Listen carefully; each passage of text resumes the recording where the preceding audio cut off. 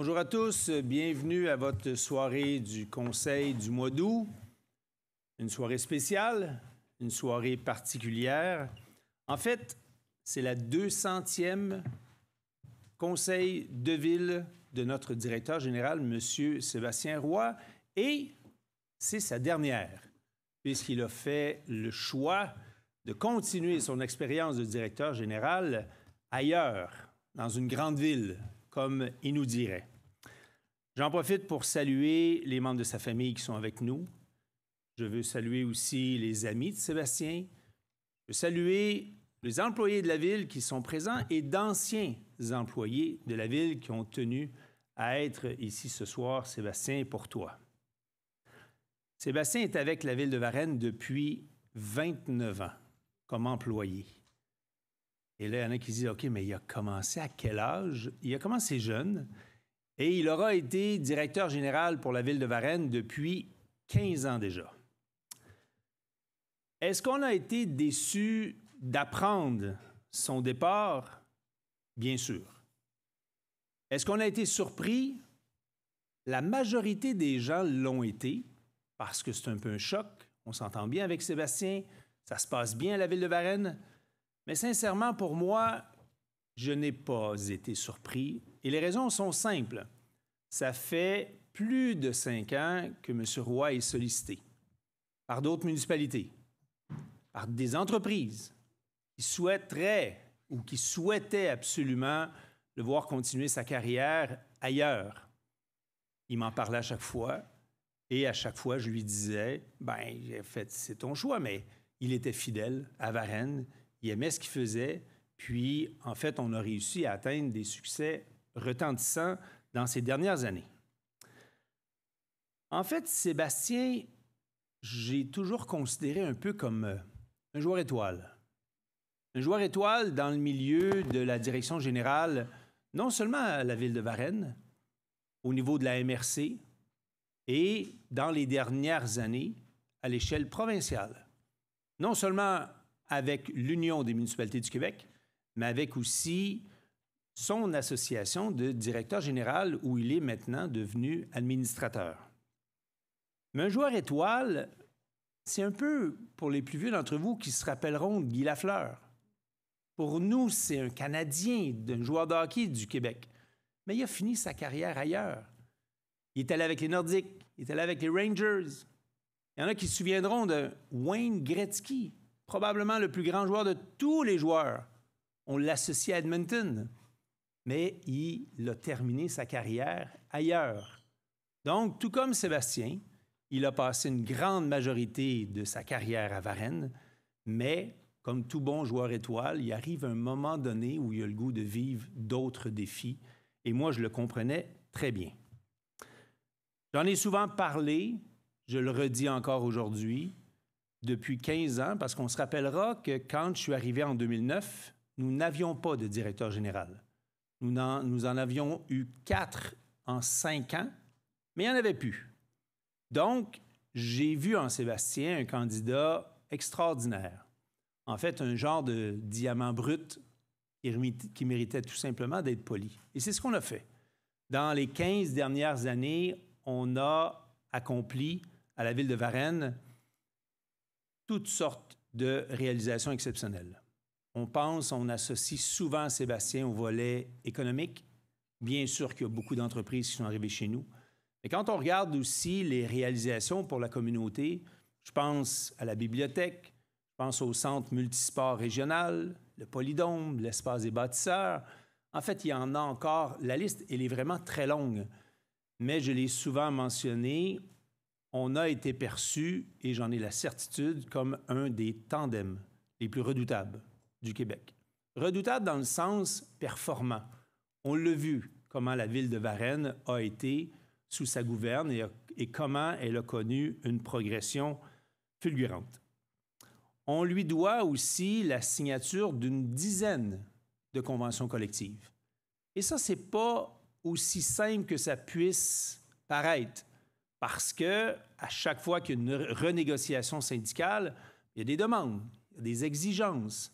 Mais Sébastien avait le don d'avoir une approche douce, d'avoir une approche conciliante, organisée et documentée. Donc, ça se passait toujours de la bonne façon.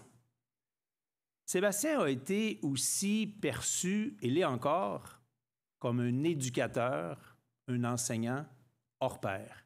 En fait, je vous dirais même qu'une de ses plus grandes qualités, c'est l'art d'être vulgarisateur. C'est-à-dire comment réussir à expliquer un dossier très complexe auprès de gens qui ne comprennent pas tout à fait le milieu municipal, que ce soit la réglementation, que ce soit les finances, mais en peu de mots, Sébastien avait le don de réussir à faire comprendre facilement des enjeux complexes. Et je termine en disant qu'à mon avis, une autre des grandes qualités qu'a Sébastien, c'est l'importance qu'il accorde à l'esprit d'équipe. Les directeurs qui sont présents avec nous, les employés qui sont avec nous, vous le diront, ils ont toujours reconnu en Sébastien un joueur d'équipe qui faisait de bonnes passes à ses coéquipiers et qui donnait confiance à ses employés pour faire en sorte que Varennes soit meilleur. Parce que dans bien des cas, on en a souvent entendu parler, seul, on va plus vite. En équipe, on va beaucoup plus loin. Donc, Sébastien aura démontré avec toutes ces années-là une capacité exceptionnelle pour faire de Varennes un succès retentissant.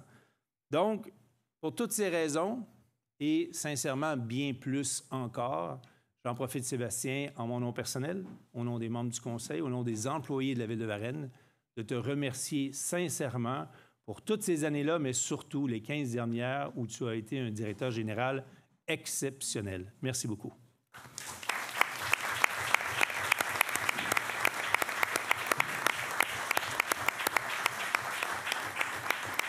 Donc, Sébastien, on aura une photo officielle des membres du Conseil, probablement la dernière qu'on aura ensemble parce que tu nous quittes dans quelques jours. On en profite pour la photo. On s'en va en avant avec toi.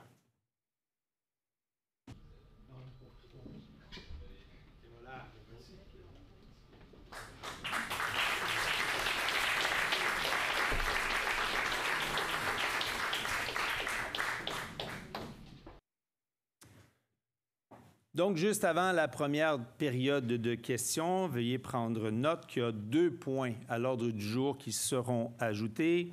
Le point 29, avis de motion pour de la gestion contractuelle, et le point 30 pour un avis de motion aussi pour le programme des maisons lézardées. Donc, nous sommes rendus à la première période de questions. Il est 20h10 pour une durée de 15 minutes.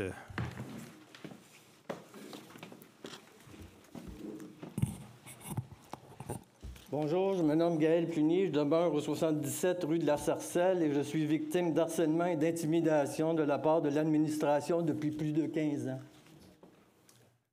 Plunier, je vais vous inviter à vous adresser à moi et à me poser votre question, s'il vous plaît. C'est une période de questions. J'attends votre question, s'il vous plaît.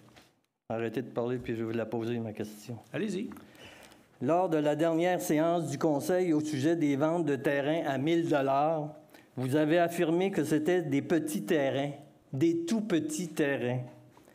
Ma question pour vous, M. Danfous, quelle est la définition de petit terrain et de tout petit terrain? Combien de pieds carrés ou mètres carrés?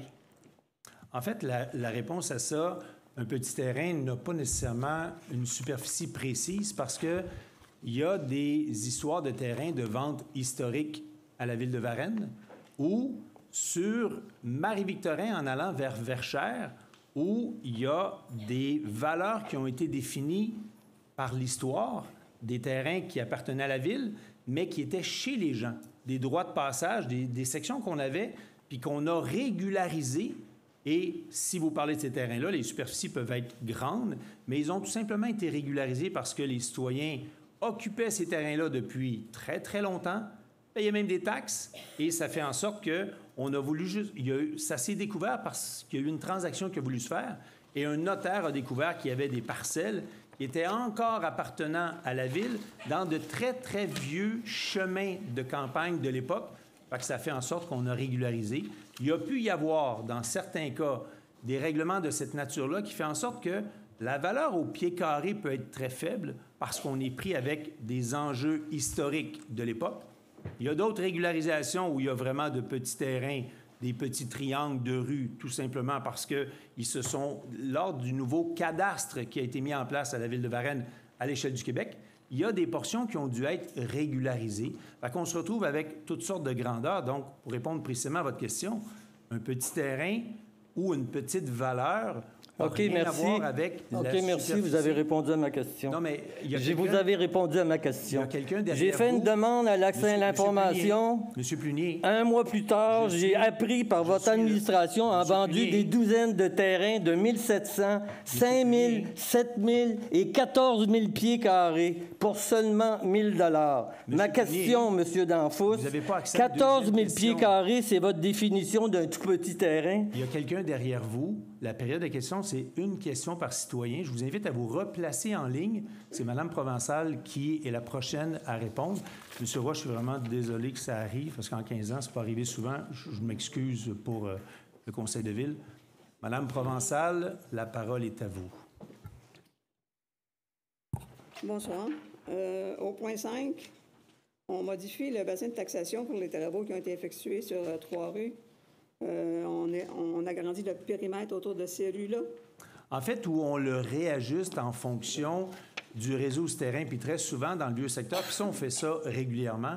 Quand on débute des travaux, on pensait que telle ou telle résidence pouvait être raccordée aux travaux, puis finalement, ils sont desservis par d'autres rues, oui, comme par exemple sur Sainte-Anne. Fait qu'on ne peut pas, dans ce contexte-là, taxer ces gens-là s'ils ne sont pas desservis par l'ampleur des travaux.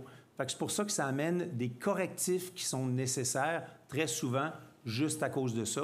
Mais l'ensemble du bassin, je vous dirais probablement à 95 %, sinon plus, ça reste intact. C'est des corrections souvent cosmétiques pour corriger le tir. Merci. Merci, Mme Provençal. Bonsoir, France Saint-Jean. Je vais essayer de me trouver une brèche là, dans le numéro 2, là, où il est question de luminaires décoratifs.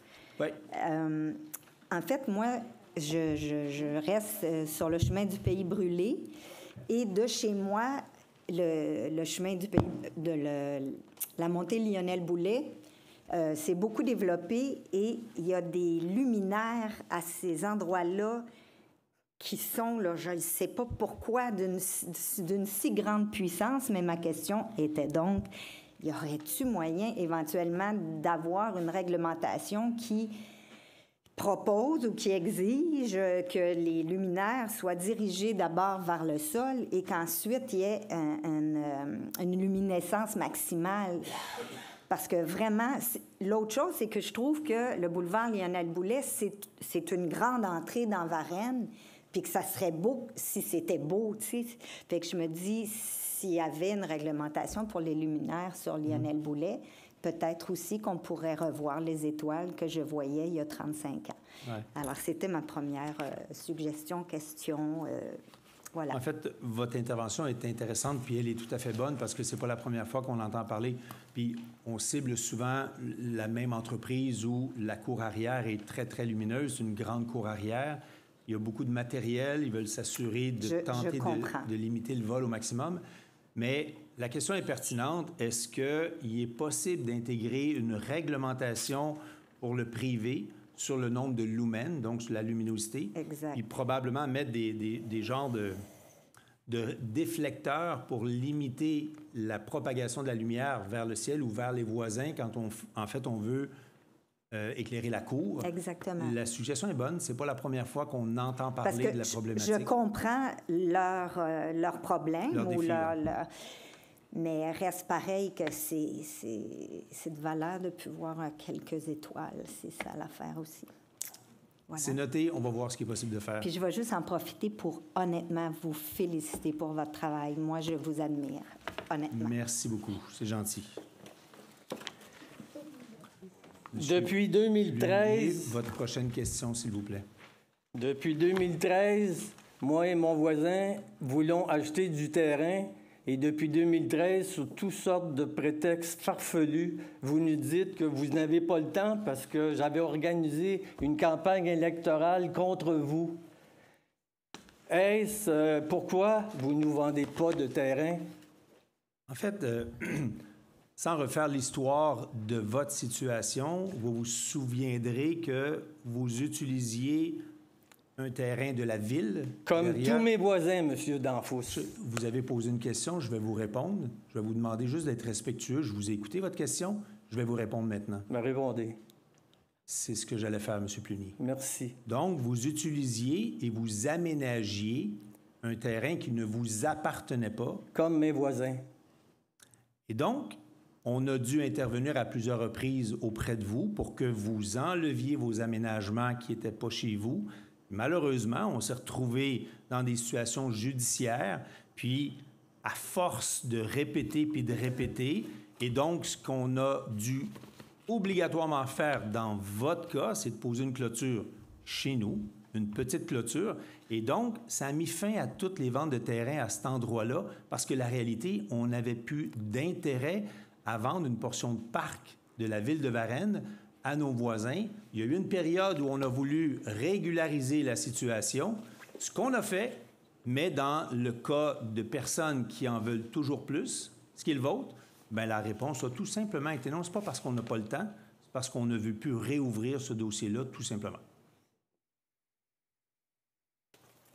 Bonsoir tout le monde. Gilles Beauregard, résident de Varennes, au 2210 boulevard René-Gauthier. Salut, M. Beauregard. Oui, je voudrais d'abord remercier le service de police, de pompiers, qui ont fait un job extraordinaire le 9, quand Exact. on a tout passé à l'eau, là, plusieurs. On a passé à l'eau. Ils ont fait un job du tonnerre. Il fallait qu'ils aient coupé l'électricité chez nous, puis il y avait plein d'eau, fait qu'ils n'étaient pas capables. Fait qu'il a fallu qu'ils installent le bac de récupération. Ils ont fait des miracles. Fait que bravo au service de pompiers, qui était très, très actif. On parle on dit qu'il y a une centaine de logements. Moi, en tout cas, les pompiers disent plus que c'est 300. Ma question est, est-ce qu'on va réfléchir sur... il y a un acte of God là-dedans, là, mais est-ce que la Ville de Varennes va réfléchir peut-être à développer certaines approches par rapport à ce qui est arrivé pour que, peut-être diminuer l'impact puis s'adapter à la situation climatique qui se passe? À Québec, entre autres, ils subventionnent les clapets, l'installation d'anticlapets. Il y a des subventions pour ça avec la Ville de Québec.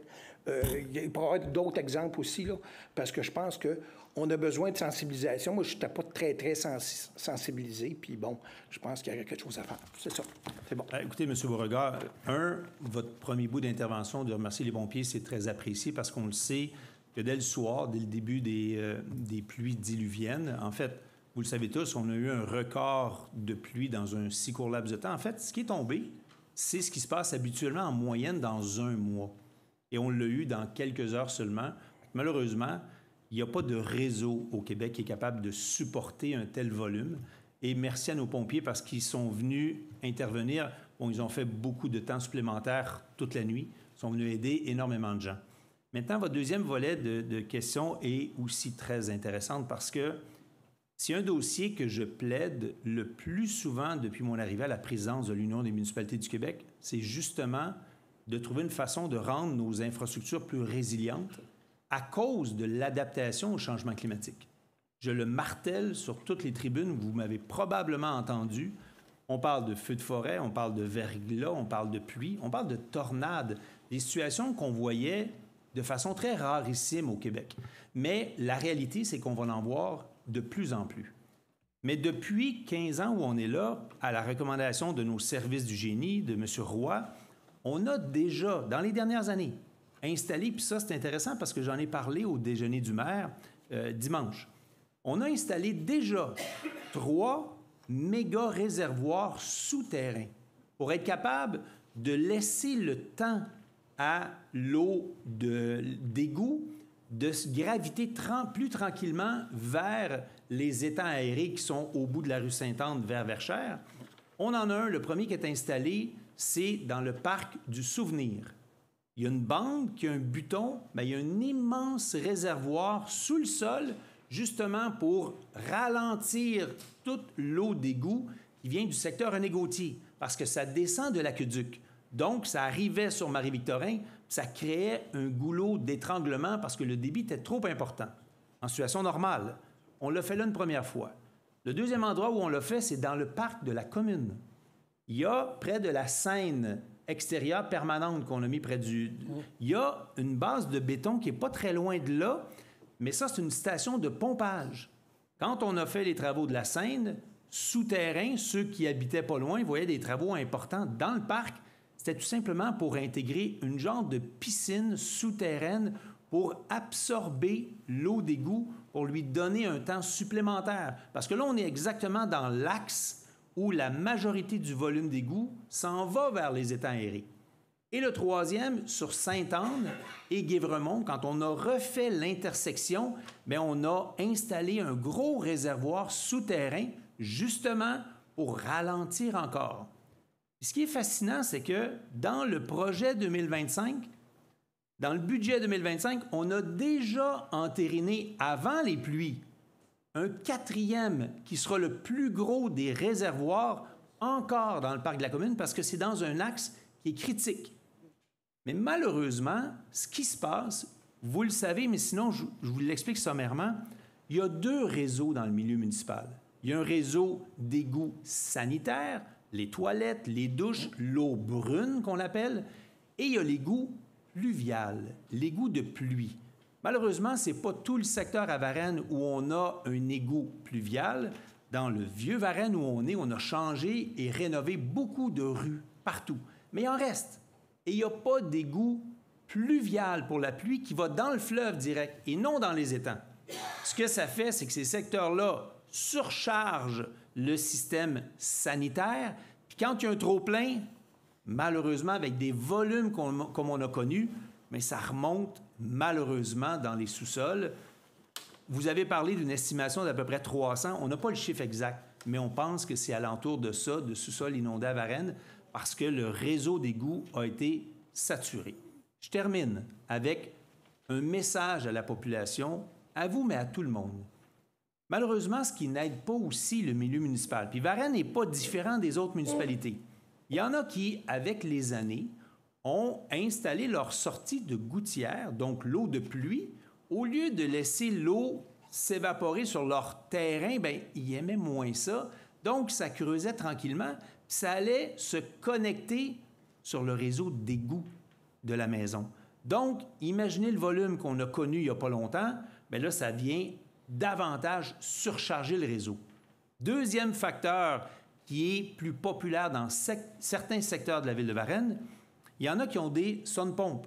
Ils ont des pompes pour l'eau de pluie ou le drain, le drain pluvial tout autour de la maison. Bien, des fois, il y a des zones dans la maison où il y a un bac, puis il y a une pompe qui est là. Mais ça marche juste quand il y a beaucoup de pluie. Mais là, on parle de beaucoup de pluie. Et il y a bien des gens qui, malheureusement, cette pompe-là ne se rejette pas sur le terrain ou dans la rue, où il y a de l'égout pluvial. Ça va dans les égouts sanitaires. Fait que vous additionnez une pluie record historique au Québec, vous additionnez ce que je viens de vous expliquer, des zones où on n'a pas d'égout pluvial, comme toutes les villes où ils ont des pluvieux secteurs, bien, le réseau souterrain se retrouve surchargé. Nos pompiers, nos pompes, on a fait le maximum, mais honnêtement, 152 mm de pluie en quelques heures, malheureusement, à l'impossible, nul n'est tenu. Mais il y a des choses qui peuvent être faites. On va continuer à évaluer la possibilité d'améliorer le réseau. Mais quand ça tombe comme ça, malheureusement, c'est trop difficile. Merci beaucoup. Merci à vous. Puis j'espère que vous allez nous laisser une chance pour le ramassage parce qu'on a du stock, s'il vous plaît, à faire ramasser. Et ça, c'est déjà fait, là. Oui, mais... En fait, dans le sens que on a un contrat, mais la question est bonne parce qu'il y a un lien direct avec les inondations. On a été la première MRC à s'entendre avec Matrec. 14 camions qui ont fait le tour. Mais avec les volumes de matière, après la journée, il y a plusieurs rues qui n'ont pas été faites. Gardez vos matières à la même place. Rentrez pas ça chez vous, là. Non, mais c'est mouillé, c'est pas intéressant. Mais la réalité, c'est que samedi, ils repassent pour faire l'ensemble des rues qui n'ont pas fait. Puis après, bien, il y aura l'éco-centre pour les travaux. Merci beaucoup. M. Roy, un ajout d'information. Oui, juste en complément d'information, M. Beauregard, vous faisiez référence à la Ville de Québec qui subventionnait... Oui. Juste pour votre information, la Ville de Varennes gère un programme qui s'appelle Habitation durable. Oui. Il y a déjà des subventions qui sont offertes pour des gens qui voudraient remplacer leur clapet. Ah oui? Il y a également d'autres types de subventions. Je pense qu'on n'est pas au courant de certaines affaires. Puis Il y a d'autres types de subventions. M. Danfous y a fait référence. Des gens dont les gouttières sont directement branchées sur l'égout. Les gens qui voudraient débrancher les gouttières, aménager des espaces pour stocker de l'eau à même leur propriété. On donne des subventions pour des choses comme ça aussi. je viens jamais au conseil. Je ne peux pas m'empêcher de vous remercier, M. Roy, OK, pour le travail. Effectivement, vous faisiez un duo de feu, mais j'ai confiance qu'avec le conseil, on va passer à travers et on va continuer de faire un beau travail. Merci tout le monde. Merci, M. Beauregard. Madame Provençal, je vais prendre votre question, même si le premier 15 minutes est terminé, puis on aura une deuxième période de questions pour la suite. Merci. On va Oui. revenir à la première période de questions. Au point 22, 22. projet d'excavation, on parle de résidus silicatés. Ça, c'est les anciennes scories de Albright Wilson. Exact. Sur quel site? En fait, il se retrouve actuellement sur notre phase 3 du centre-ville. Il y a une portion, on souhaite vendre le terrain, en fait, où était l'ancien Loutec, location Thomas. Oui, oui. Sur ce site-là, on a découvert du scorie, donc il faut soit le sortir, c'est l'autorisation qu'on demande au ministère, qui nous ont autorisé dans d'autres situations, ou lui trouver un endroit sur le site actuel, fait que c'est exactement de ça dont on parle, pour l'amener sur un terrain de Varennes où on a déjà des sites où on dépose du scorie. Parce qu'il y en a déjà beaucoup à travers la ville, parce que dans les années 50-60, on Vous avez raison. l'utilisait. Ça a été banni dans les années 89, 90, Vous avez raison. je pense. C'est On bon. en a beaucoup. Vous avez Merci. raison. Donc, Madame Rioux, pour les dépôts de documents, s'il vous plaît. Donc, je prends acte du dépôt du rapport de mouvement personnel, embauche du personnel numéro MP 2024-08, préparé par le Service des ressources humaines en date du 6 août 2024. Je dépose le certificat relatif au déroulement de la procédure d'enregistrement des personnes habiles à voter pour le règlement 989 relatif à la conversion des luminaires décoratifs de rue et de terrains sportifs à la technologie d'AILE et décrétant à cette fin des dépenses et un emprunt n'excédant pas 3 500 000 pour en acquitter le coût. Et je dépose également le procès-verbal de correction du règlement 986 relatif à la garde de poules pondeuses en milieu urbain. Merci. Procès-verbaux et comptes du mois. Premier point, approbation du procès-verbal de la séance ordinaire du 3 juillet. Il est proposé, appuyé et résolu d'approuver le procès-verbal de la séance ordinaire tenue le 3 juillet 2024, tel que présenté par la directrice adjointe des services juridiques et greffière. Un proposeur? Je le propose. J'appuie. Madame Collin, appuyé par M. Marcil. Point 2, approbation des comptes juillet 2024. Il est proposé, appuyé et résolu d'approuver la liste des comptes à payer, soit 6 472 327,18 au fonds d'administration, 1 710 272,82 au fonds de dépenses en immobilisation, pour un total de 8 182 600 préparé et déposé par la directrice du service des finances et trésorière pour le mois de juillet 2024. Je propose. Madame Parent, appuyée par M. Duval. Point 3, demande d'autorisation de transfert budgétaire 2024.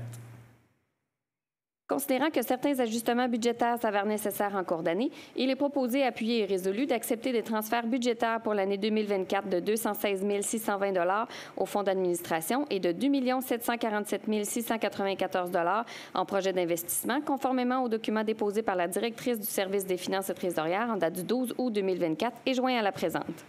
Proposeur? Je propose. Madame Durocher, appuyée. J'appuie. Monsieur Fortier. Point 4, pour un avis de motion, présentation et dépôt d'un projet de règlement, le règlement 479-10. Madame Durocher, s'il vous plaît.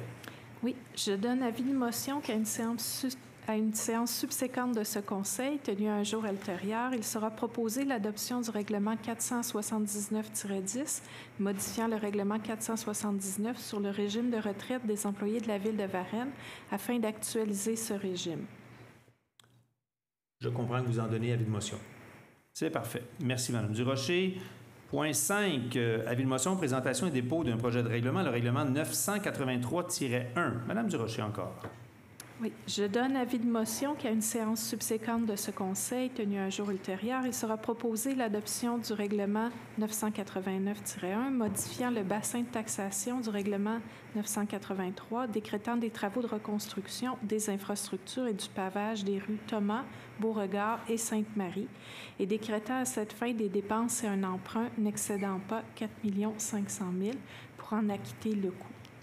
J'en donne avis de motion. Madame Durocher en donne avis de motion. Point 6, un autre avis de motion, présentation et dépôt d'un projet de règlement, le règlement 985-1. Madame Collin. Je donne avis de motion qu'à une séquence subséquente de ce Conseil tenu à un jour ultérieur, il sera proposé l'adoption du règlement 985-1, modifiant le règlement 985 relatif à la signalisation afin d'apporter des modifications aux annexes A, H et S. Je présente et dépose le projet du règlement visé. Madame Collin donne avis de motion. Point 7, dépôt du projet de règlement, le règlement 798-1. Madame Parent. Oui, le règlement 798-1, modifiant le règlement 798 visant le déneigement des aires de stationnement privées par des entrepreneurs sur le territoire de la Ville de Varennes afin de préciser la méthode de déneigement. Considérant que la Ville de Varennes doit voir au déneigement des voies et places publiques sur son territoire, considérant qu'une précision doit être apportée quant à l'endroit où peut être déplacée la neige, considérant que les membres du Conseil déclarent avoir reçu une copie du règlement dans les délais requis, considérant qu'un avis de motion a été donné lors de la séance ordinaire du 3 juillet 2024, en conséquence, le Conseil décrète ce qui suit. Article 1. Article 5.5 est remplacé par le suivant. L'entrepreneur, ses employés, préposés, mandataires, opérateurs, représentants et sous-traitants doivent respecter toutes les dispositions du Code de sécurité routière et règlement de même que les dispositions du règlement en vigueur concernant la circulation et concernant la signalisation. Oui, quoi? C'est pas le bon point, je pense. Non, c'est le bon point, Madame Parent, mais vous êtes en train de faire la lecture du règlement complet. Vous aviez juste besoin de lire la première page. D'accord. Ça pourrait être long, sinon. Oui, bon, je m'excuse. Donc, je propose les modifications et un collègue va les appuyer. Je vais appuyer. Madame Collin appuie. Merci beaucoup, Madame Parent. Point 8, adoption du règlement 990 sur l'imposition d'une taxe visant les appareils de chauffage fonctionnant au mazout. Monsieur Duval.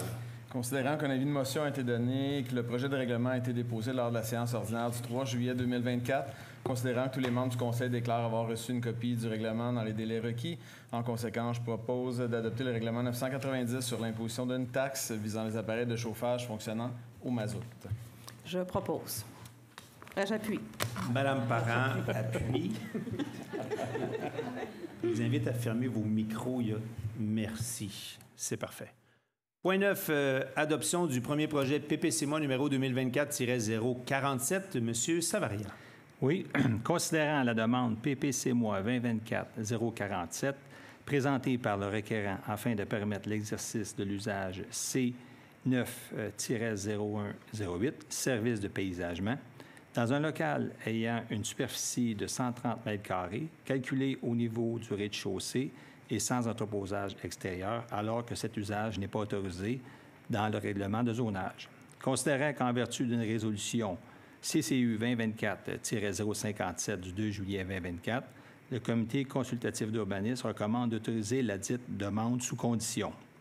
Donc, je propose d'autoriser la demande PPCMOI 2024-047 si au 569 boulevard Lionel Boulet dans la zone C228, le tout tel que décrit dans la demande de permis déposée par le requérant le 24 mai 2024 et conditionnellement à ce que le local soit conforme aux exigences du Code de construction en vigueur. Appuyé par? Je l'appuie. Monsieur Fortier. Point 10, certificat d'autorisation PIA numéro 2024-048. Monsieur Marcil. Considérant la demande reçue afin de régulariser la modification d'une enseigne détachée située au 569 boulevard Lionel Boulet, considérant la résolution CCU 2024-061 du comité consultatif d'urbanisme daté du 2 juillet 2024, recommandant au Conseil d'autoriser la demande sous condition. En conséquence, je propose d'autoriser la demande du PIA numéro 2024-048 afin de régulariser la modification d'une enseigne détachée située au 569 boulevard Lionel Boulet dans la zone C-228, conditionnellement à ce que la base de l'enseigne soit camouflée par un aménagement paysager mesurant minimalement 60 cm qui ceinture les 4 côtés de la fondation de l'enseigne. Appuyé par Monsieur Savaria. Excusez. Point 11, adoption premier projet PPC-MOI numéro 2024-050. Madame Rioux, s'il vous plaît. Considérant la demande de projet particulier de construction, de modification ou d'occupation d'un immeuble présenté par le requérant afin de permettre l'agrandissement d'un bâtiment principal communautaire recouvert à 100 % de revêtement extérieur de classe 2, alors que le règlement de zonage en vigueur exige que les murs soient couverts de matériaux classe 1 sur un minimum de 50 % de chacune des façades, il est proposé, appuyé et résolu d'autoriser la demande de PPC-MOI 2024-050 afin de permettre l'agrandissement d'un bâtiment dans la zone P610, le tout selon les plans concept déposé le 26 juin 2024 par le requérant, version 2, et ainsi régulariser la non-conformité et d'autoriser le PPC-MOI pour une durée maximale de 3 ans, suivant l'installation des classes modulaires, conditionnement à ce qu'un passage actif sur le côté est de l'école soit aménagé. Appuyé par, proposé par. J'en donne. Proposé par Mme Durocher, appuyé. J'appuie. Monsieur Duval, pour votre bénéfice, en fait, la demande vient du Centre de services scolaires pour l'école Marie-Victorin. C'est l'ajout de classes modulaires parce qu'ils vont intégrer 100 % des élèves de secondaire 1 à cette école-là. Il manque de classes parce que la demande est trop forte. Donc, ce sont des classes temporaires qui seront installées à l'école Marie-Victorin. On est rendu au point 12, certificat d'autorisation PIA 2024-054. Madame Durocher. Oui. Considérant la demande reçue pour permettre la transformation du perron avant au 67 rue Diouville afin de remplacer le plancher, les colonnes, le garde-corps et l'escalier, considérant la résolution CCU 2024-059 du Comité consultatif d'urbanisme du 2 juillet 2024 recommandant au Conseil d'autoriser la demande, en conséquence, je propose d'autoriser la demande PIA numéro 2024-054 afin de permettre la transformation du perron avant en remplaçant le plancher, les colonnes, le garde-corps et l'escalier au 67 rue Diouville, le tout selon la demande déposée par le requérant le 5 juin 2024. Appuyé par? Je l'appuie. Madame Collin? Non, excusez, Madame Labrec. Point 13, certificat d'autorisation PIA 2024-056, Monsieur Savaria. Oui.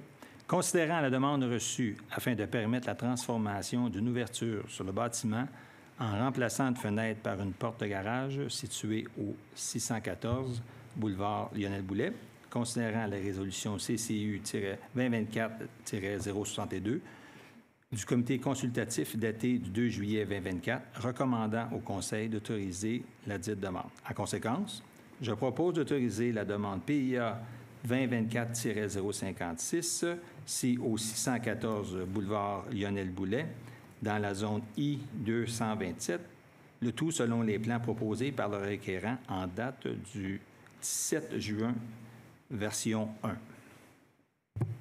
Je l'appuie. Appuyé par M. Fortier. Point 14, certificat d'autorisation PIA 2024-057. Madame Parent.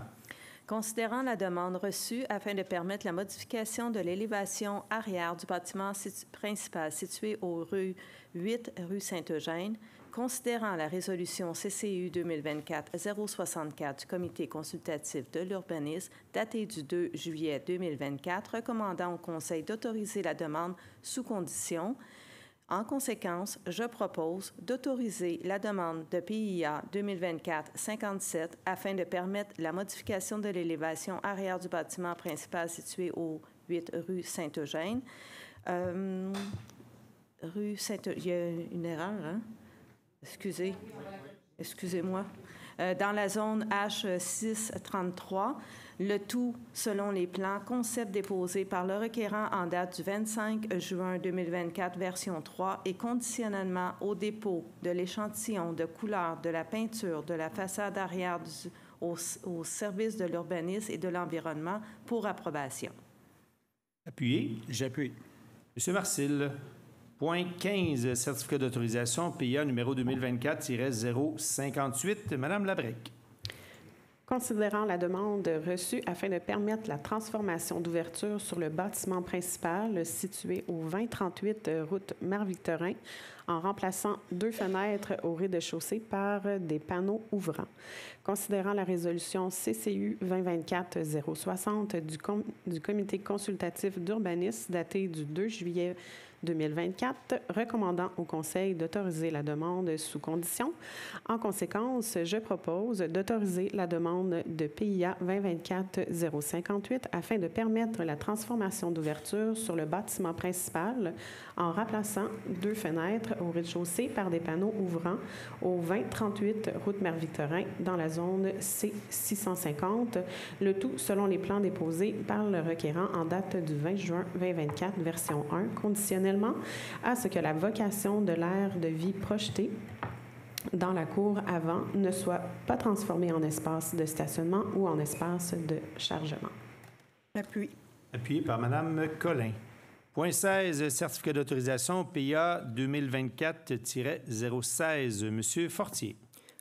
Considérant la demande reçue afin de permettre la construction d'un bâtiment principal de 2 étages en briques d'une superficie approximative de 325 mètres carrés, ainsi que l'aménagement du terrain situé au 2155 route Marie-Victorin, considérant la résolution CCU 2024-026 du Comité consultatif d'urbanisme datée du 10 avril 2024, recommandant au Conseil d'autoriser la demande. En conséquence, je propose d'autoriser la demande de PIA numéro 2024-016 afin de permettre la construction d'un bâtiment principal de 2 étages en briques d'une superficie approximative de 325 mètres carrés, ainsi que l'aménagement du terrain au 2155 route Marie-Victorin dans la zone C602, le tout selon les plans déposés par le requérant en date du 14 mars 2024. Je l'appuie. Appuyé par M. Duval. Pour les points 17 et 18, je m'adresse à vous pour savoir si vous avez des questions. Point 17, demande de dérogation mineure, numéro 2024-024. Monsieur Duval. Considérant la demande de dérogation mineure reçue afin de permettre la réduction de la marge arrière d'un bâtiment principal à 2 mètres au lieu de 6 mètres situé au 2155 route Marie-Victorin, considérant la résolution CCU 2024-028 du Comité consultatif d'urbanisme daté du 10 avril 2024, recommandant au Conseil d'autoriser la demande, considérant qu'un avis a été publié sur le site Internet de la Ville en date du 23 juillet 2024, invitant toute personne intéressée à se faire entendre au cours de la présente séance relativement à la dite demande. En conséquence, je propose d'autoriser la demande de dérogation mineure 2024-024 afin de permettre la réduction de la marge arrière d'un bâtiment principal à 2 mètres alors que la grille des usages et des normes applicables à la zone est de 6 mètres au 2155 route Marie-Victorin dans la zone C602, le tout selon le plan concept 200064B déposé par le requérant et daté du 14 mars 2024. Est-ce qu'il y en a d'entre vous qui ont des questions? Oui, Madame Provençal. Oui, un peu plus, oui. Exact. C'est adossé au chemin de fer, exact. Il n'y a pas de voisin en arrière, là, à cet endroit-là. Pardon, excusez? Non, on est d'accord, mais c'est un bâtiment qui n'aura pas d'appartement résidentiel parce que la règle est 100 pieds, 30 mètres, et ça, il n'y a aucune dérogation mineure possible. On n'est que dans du commercial. Donc, étant donné que ce terrain-là, bon, vous le savez, en s'en allant dans le centre-ville vers Saint-Eugène, bien, le terrain se rapetisse un peu en pointe de pizza. Fait que malheureusement, il y a un secteur où il n'y a aucun enjeu, mais il y a un coin du bâtiment, malheureusement, qui se retrouve à l'intérieur de la marge, et le Conseil est tout à fait d'accord. Est-ce qu'il y a d'autres questions? Appuyé par? Je l'appuie. Monsieur Savaria. Point 18, demande de dérogation mineure numéro 2024-030. Monsieur Marcil. Considérant la présence d'une servitude d'exploitation et d'entretien d'un pipeline en faveur du gazoduc Trans-Québec et Maritime Incorporé, ci-après appelé TQM, considérant la demande de dérogation mineure reçue afin de permettre l'absence de plantation d'arbres dans la zone tampon en bordure de la voie publique pour l'immeuble situé au 201 chemin de l'Énergie, alors que le règlement de zonage prévoit à l'article 296 la plantation d'au moins un arbre par tranche de 10 mètres de largeur de terrain. Considérant la résolution CCU-2024-063 du Comité consultatif d'urbanisme daté du 2 juillet 2024, recommandant au Conseil d'autoriser la demande. En conséquence, je propose d'autoriser la demande de dérogation mineure numéro 2024-030 afin de permettre l'absence de plantation d'arbres dans la zone tampon en bordure de la voie publique pour l'immeuble situé au 201 chemin de l'Énergie dans la zone I-221, le tout selon les plans déposés le 20 juin 2024 par le requérant, version 3, de permettre la plantation de végétation arbustive dans les îlots de verdure situés dans la servitude après l'autorisation de TMQ. Encore une fois, je dois m'adresser à vous pour savoir si vous avez des questions sur cette dérogation mineure-là. Merci. Appuyé par? Je l'appuie. Madame Durocher. Mandat, appel d'offres et subventions, point 19, modification contractuelle du groupe conseil Génie Pur. Monsieur Fortier. Considérant la résolution 2021-127 adoptée par le Conseil lors de la séance ordinaire tenue le 8 mars 2021, octroyant une enveloppe budgétaire pour la réalisation de diverses études et mandats de services professionnels dans le cadre du projet d'installation d'une conduite d'eau sous le ruisseau Notre-Dame pour un montant maximal de 107 322,78. Considérant l'octroi du mandat initial de service professionnel à la compagnie Groupe Conseil Génie Pur Inc. pour un montant de 23 454,90.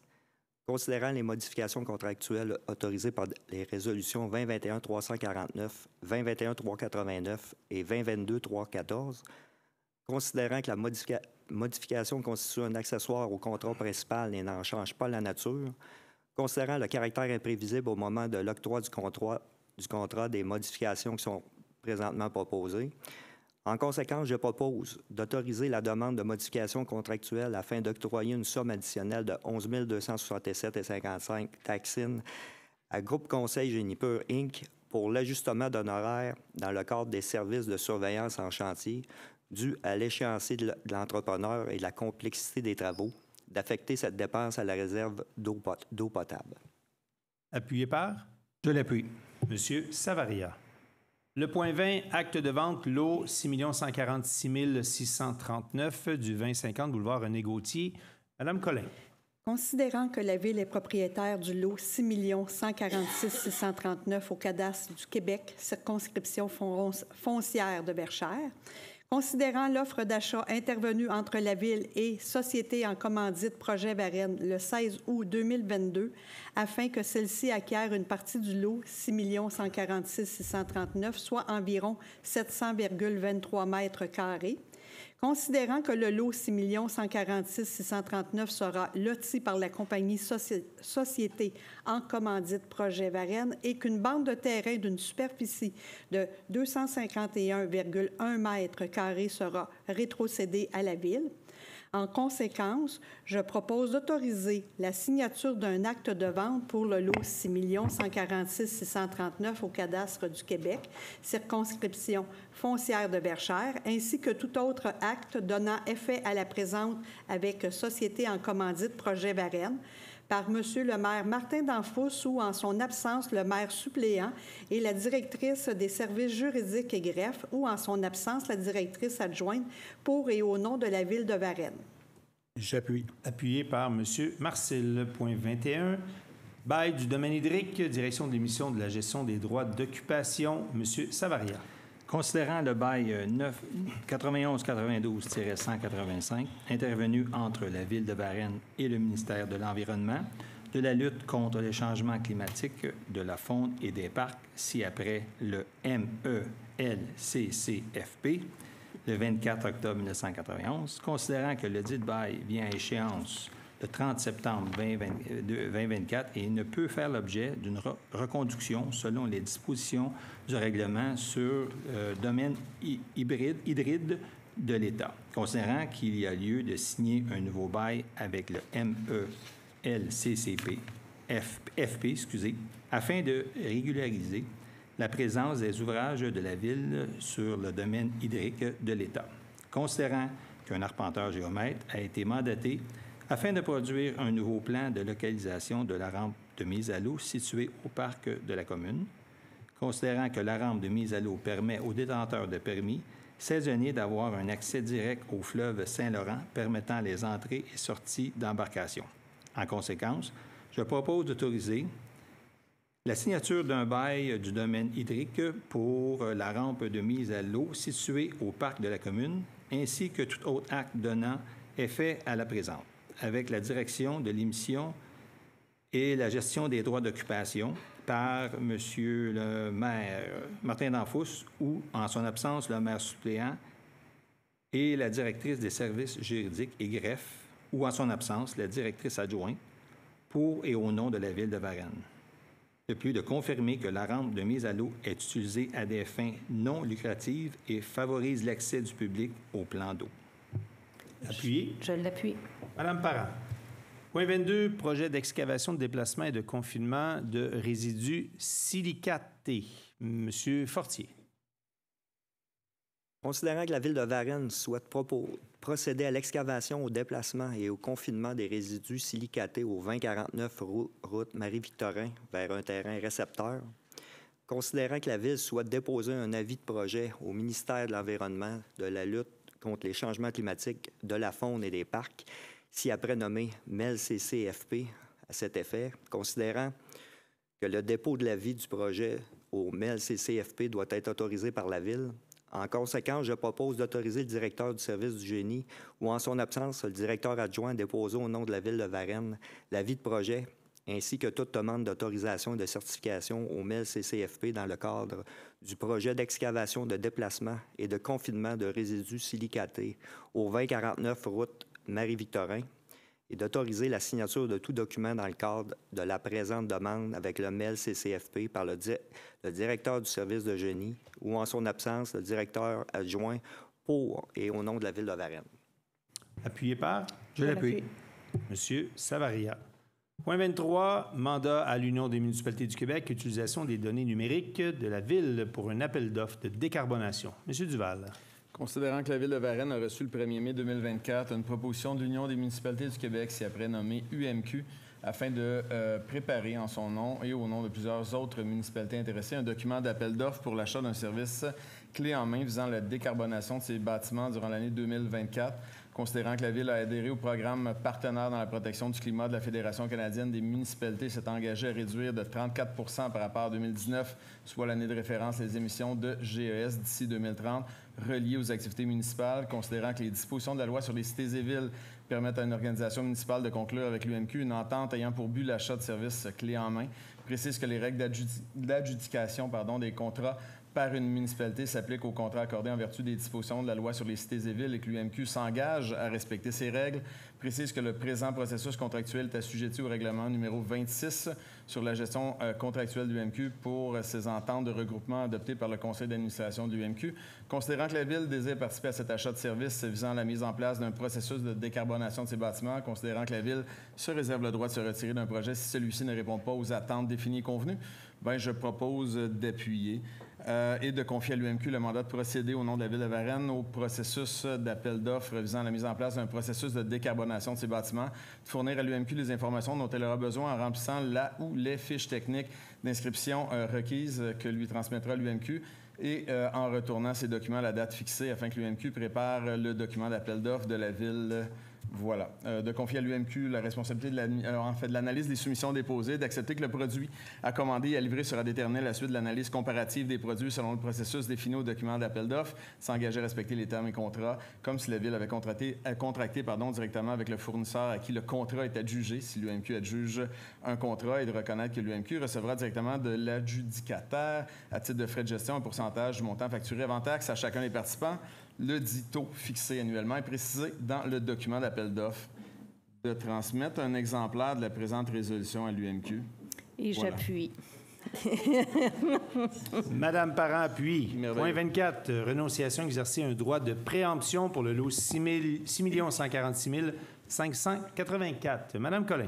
Considérant l'entrée en vigueur le 7 mars 2023 du règlement 966 déterminant le territoire sur lequel le droit de préemption peut être exercé et les fins municipales auxquelles des immeubles peuvent être ainsi acquis, considérant la résolution 2023-163 identifiant les lots visés au règlement 966, considérant que les propriétaires du lot 6 146 584 au cadastre du Québec, circonscription foncière de Verchères, ont notifié à la Ville leur intention d'aliéner leur immeuble, considérant l'avis d'assujettissement publié sous le numéro 28-266-839 au Bureau de la publicité des droits de la circonscription foncière de Verchères, considérant que la Ville dispose d'un délai de 60 jours pour notifier au propriétaire un avis de son intention d'exercer son droit de préemption et d'acquérir l'immeuble au prix et aux conditions qui sont énoncées dans l'offre d'achat. En conséquence, je propose de renoncer à exercer un droit de préemption sur le lot 6 146 584, de procéder à la radiation volontaire du dit avis d'assujettissement publié sous le numéro 28-266-839 au Bureau de la publicité des droits de la circonscription foncière de Verchères, d'autoriser la signature de l'acte de radiation de l'avis d'assujettissement par la directrice des services juridiques et greffes ou, en son absence, la directrice adjointe pour et au nom de la Ville de Varennes. Appuyé par? Je l'appuie. Madame Durocher. Point 25, renonciation exercer un droit de préemption, lot 6 224 778. Monsieur Marcil. Considérant l'entrée en vigueur le 7 mars 2023 du règlement 966 déterminant le territoire sur lequel le droit de préemption peut être exercé et les fins municipales auxquelles des immeubles peuvent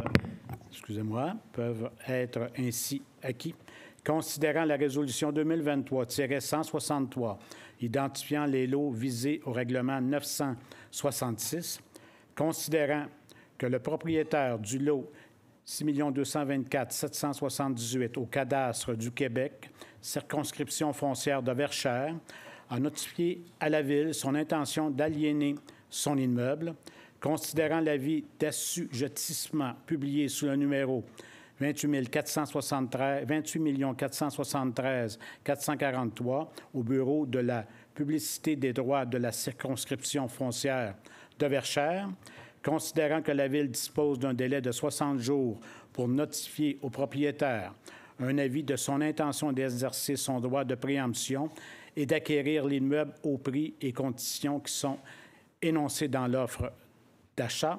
En conséquence, je propose de renoncer à exercer un droit de préemption sur le lot 6 224 778, de procéder à la radiation volontaire du dit avis d'assujettissement publié sous le numéro 28 473 443 au Bureau de la publicité des droits de la circonscription foncière de Verchères, d'autoriser la signature de l'acte de radiation de l'avis d'assujettissement par la directrice des services juridiques et greffes ou, en son absence, la directrice adjointe pour et au nom de la Ville de Varennes. Je l'appuie. Par? Je l'appuie. Madame Labrec. Point 26, Régie intermunicipale de l'eau potable, Varennes, Sainte-Julie, Saint-Amable. Approbation des règlements 57 et 58. Nathalie Parent.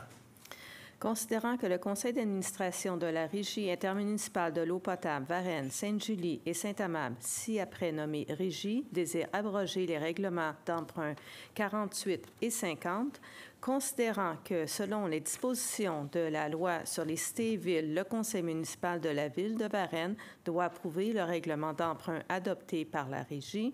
En conséquence, je propose d'approuver l'adoption du règlement 57 abrogeant le règlement 48 et le règlement 58 abrogeant le règlement 50 de la Régie intermunicipale de l'eau potable Varennes, Sainte-Julie, Saint-Amable. Je l'appuie. Appuyé par M. Duval. Point 27, intérim poste de directeur général. Madame Labrec. Qu'est-ce qui se passe maintenant?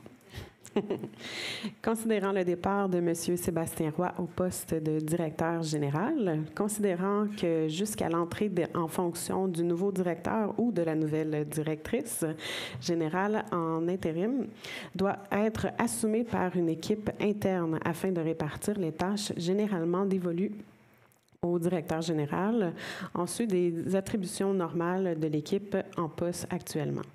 En conséquence, je propose de nommer M.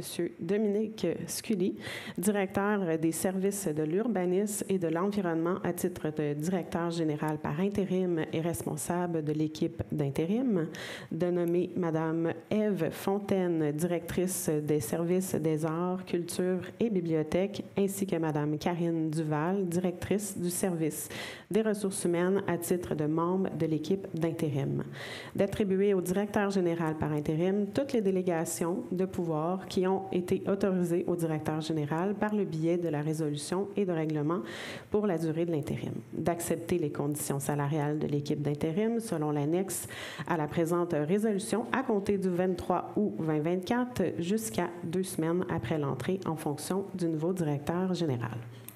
Monsieur le maire. Appuyé. Je m'excuse. Je propose de faire un appui du conseil unanime. C'est une très bonne idée. Donc, proposé par Mme Labrec, appuyé unanimement par les membres du conseil. Et j'en profite, si vous voulez juste vous retourner, M. Dominique Scully est juste là, debout à l'arrière. On le remercie d'accepter.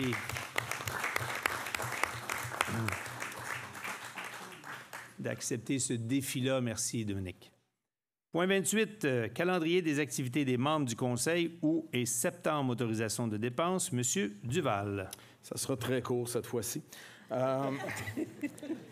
Je propose d'autoriser les dépenses reliées à la présence des élus aux différentes activités répertoriées au calendrier pour le mois d'août-septembre 2024, tel qu'annexé à la présente. Appuyé par? Je l'appuie. M. Fortier. Point 29, c'est les 2 points qu'on a ajoutés. Avis de motion, règlement 976-1, modifiant le règlement 976 sur la gestion contractuelle. Madame Rioux. Avis de motion est donné qu'à une séance subséquente de ce conseil tenue à un jour ultérieur, il sera proposé l'adoption du règlement 976-1, modifiant le règlement 976 sur la gestion contractuelle afin d'y inclure la déclaration d'intégrité prévue par la loi sur les contrats et des organismes municipaux. Et le projet de règlement est également déposé. Je propose. Madame Collin en donne avis de motion. Point 30. Pour le règlement 861-8, modifiant le règlement 861 relatif à l'adoption du programme Rénovation Québec volet Maisons Lézardées. Donc, avis de motion est donné qu'à une séance subséquente de ce conseil tenue à un jour ultérieur, il sera proposé l'adoption du règlement 861-8, modifiant le règlement 861 relatif à l'adoption du programme de rénovation Québec volet Les Maisons Lézardées, Ville de Varennes, afin de prévoir son application pour 2024 et 2025. Et le projet de règlement visé est également déposé. J'appuie. On donne avis de motion. Vous en donnez avis de motion, M. Marcil. Ce qui complète la séance. Nous sommes rendus à la deuxième période de questions d'une durée de 30 minutes.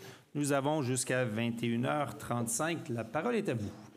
Alors, je voulais seulement dire que ça fait quelques fois que j'envoie des courriels depuis les dernières années concernant le coupe-herbe autour des arbres dans Varennes.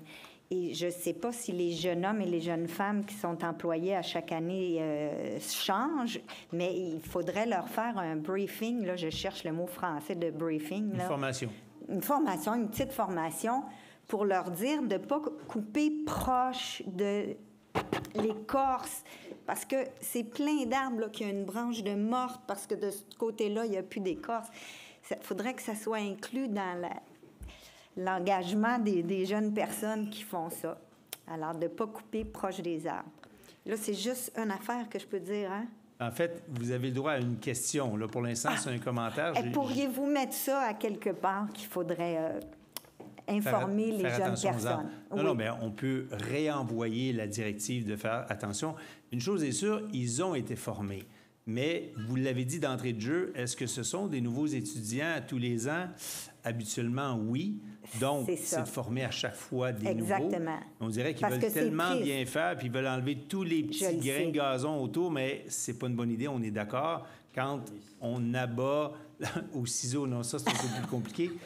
Ils ont des tailles bordures, j'allais dire weed eater, mais une taille bordure. Mais la réalité, c'est qu'il ne faut pas toucher à l'arbre, il ne faut pas toucher à l'écorce. C'est ça. Malheureusement, on a des arbres qui sont Exactement. C'est valable. Planter des arbres, les regarder grandir, puis les voir mourir. Sûr. Nous aussi. Bon. Alors, je vais revenir pour une autre question. Exact.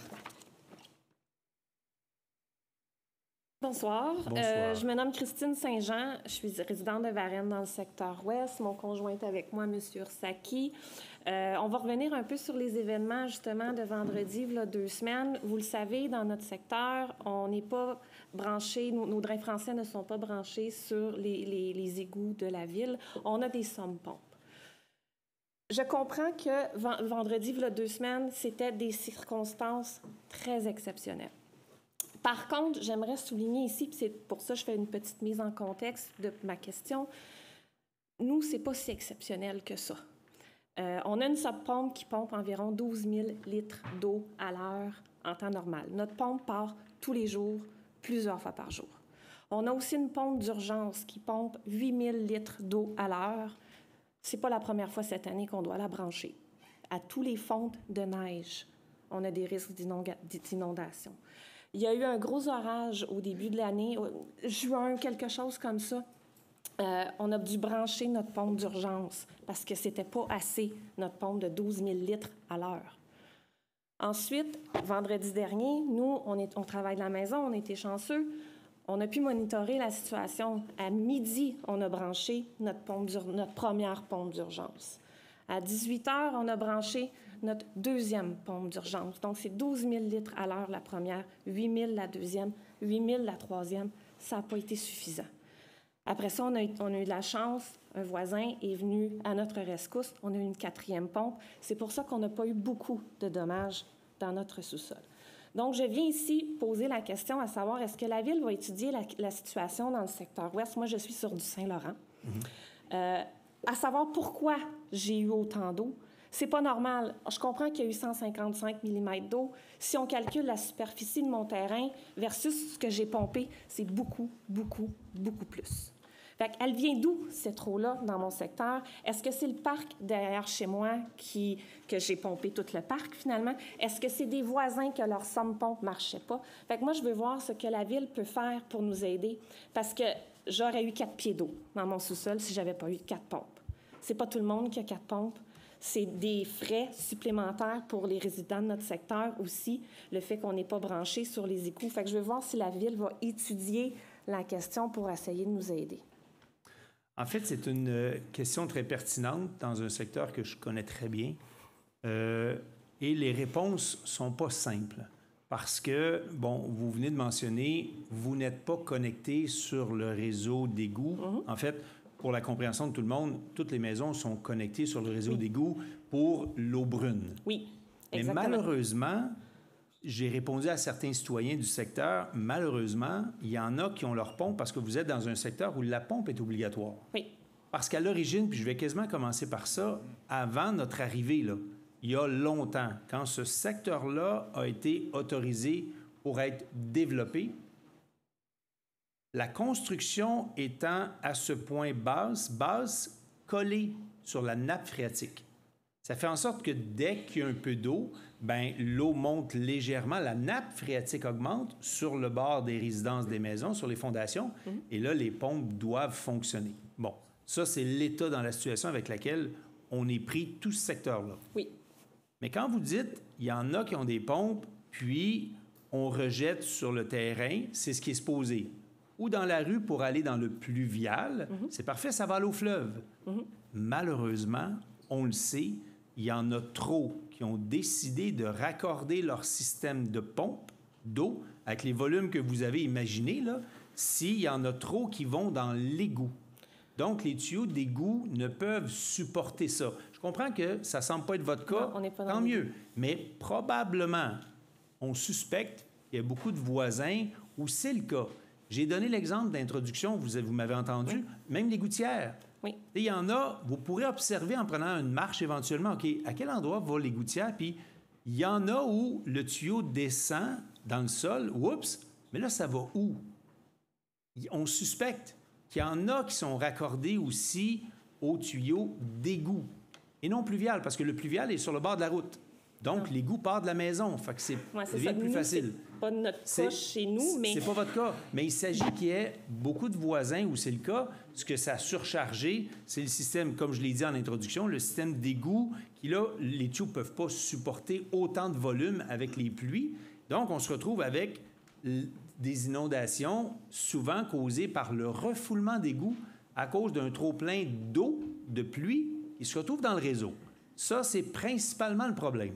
Maintenant, comment se fait-il que vous ayez autant d'eau autour de votre maison? Bien, il y a des micro-secteurs dans cette zone-là qui sont plus à risque. C'est juste parce que la nappe phréatique est plus près de votre maison qu'un voisin. Il s'agirait que votre maison soit, et là, j'invente un scénario parce que je ne connais pas précisément votre adresse, que la construction soit 4 pouces, 5 pouces plus bas que les voisins. Admettons que c'est le cas, bien, la pompe sera chez vous la première à partir par rapport aux autres. En étant la première, bien, elle attire l'eau du secteur souterrain. Les autres ne partent pas parce que vous faites la job pour un peu le secteur. Comment régler ça? Honnêtement, là, M. Roy, je vais me tourner vers vous. Y a-t-il une solution miracle à ça? Honnêtement, et là où je vous dis, c'est vraiment pas simple. Et c'est pour ça que très souvent, vous allez le remarquer, quand on descend de la marine jusqu'au bout, il y a les boîtes postales que vous connaissez bien, oui. Juste en arrière, il y a une station de pompage. Il prend l'eau d'égout et qui pompe l'eau d'égout vers les autres stations de pompage jusqu'aux étangs aérés au bout de Sainte-Anne. Mais il y a des fois, vous voyez juste à côté, il y a une grosse pompe qui est prise après une remorque, une immense pompe. Et là, dans des situations de pluie, on a des avertisseurs électroniques qui nous disent « Oups, la pompe installée dans le système de pompe ne suffit pas. Ça prend une pompe additionnelle pour sortir l'eau de l'égout pour l'amener, l'eau de pluie très souvent qui se retrouve en abondance, dans le petit ruisseau en arrière qui va aller connecter avec le fleuve. Mais là, il y a un mélange entre l'eau pluviale qui doit aller dans l'eau pluviale, mais quand il se retrouve en trop grande quantité, il y en a qui décident de l'envoyer dans le système d'égout. Fait que là, vous entendez tout ce que je vous dis. Je suis convaincu que vous comprenez pas mal, mais là, les solutions à ça, sincèrement, ne sont pas simples. Non, je ne m'attendais pas à une réponse ce soir. Bien, en fait, non j'aimerais plus. ça avoir une solution facile, mais ce que le Conseil, ce qu'il a décidé de faire, le soir de la grande pluie, dès le lendemain, on prenait une décision d'urgence d'acheter une autre pompe aussi grosse que celle qui est juste à côté. Là, c'est une sortie de 4 pouces. Là. 4 pouces, je peux vous dire que le volume d'eau est impressionnant. Est-ce que ça va régler tout le système pluvial ou d'égout où la pluie ne devrait pas aller? Assurément non. Mais je vous avais entendu parler d'une autre solution, d'un bassin additionnel de rétention. Mais, pour revenir à votre question très précise, c'est vraiment la nappe phréatique à l'endroit où elle est par rapport à votre hauteur de pompe qui est complexe, qui est assurément pas simple à régler parce que de l'eau souterraine, je ne sais pas comment on peut faire pour s'assurer qu'il n'y en ait plus. Je ne connais pas de trucs et de miracles par rapport à ça. La question qu'on se posait, c'est le fait que le parc derrière les maisons, il y a quoi, 5 pieds plus haut? Il y a une différence. Est-ce que ça peut venir de là, toute l'eau aussi? Est-ce qu'on est en train de pomper l'eau du parc? Ça, c'est une interrogation que j'avais, parce que je me dis, s'il n'y a pas de système dans le parc, que l'eau s'égoutte ou s'en va, est-ce que ça fait que je suis en train de... C'est le parc Les Moussaillons, je pense, en arrière? Ouais. Est-ce que je suis en train de pomper le parc Les Moussaillons à moi toute seule? En fait, la réalité, puis M. Roy, je vous laisse la parole après, là. En temps normal, puis quand je dis en temps normal, une pluie normale qu'on connaît, Et là, je ne parle pas d'une pluie extraordinaire comme on a vécu, parce que j'ai vu des photos du parc de la Commune, ça a l'air d'un lac. J'ai vu des photos du parc Prévert, un autre lac. On ne voit jamais ça. Non. Donc, c'est sûr que dans les cas exceptionnels de pluie abondante comme on a vécu vendredi, bien, plus on est bas par rapport à des voisins, bien, on comprend que la terre, le terrain, n'absorbe plus parce qu'il est saturé. Puis ça, je le Donc, comprends parfaitement. À partir du moment où c'est saturé, bien là, c'est l'écoulement naturel de l'eau qui s'en va dans des secteurs. Fait que le parc était gorgé d'eau.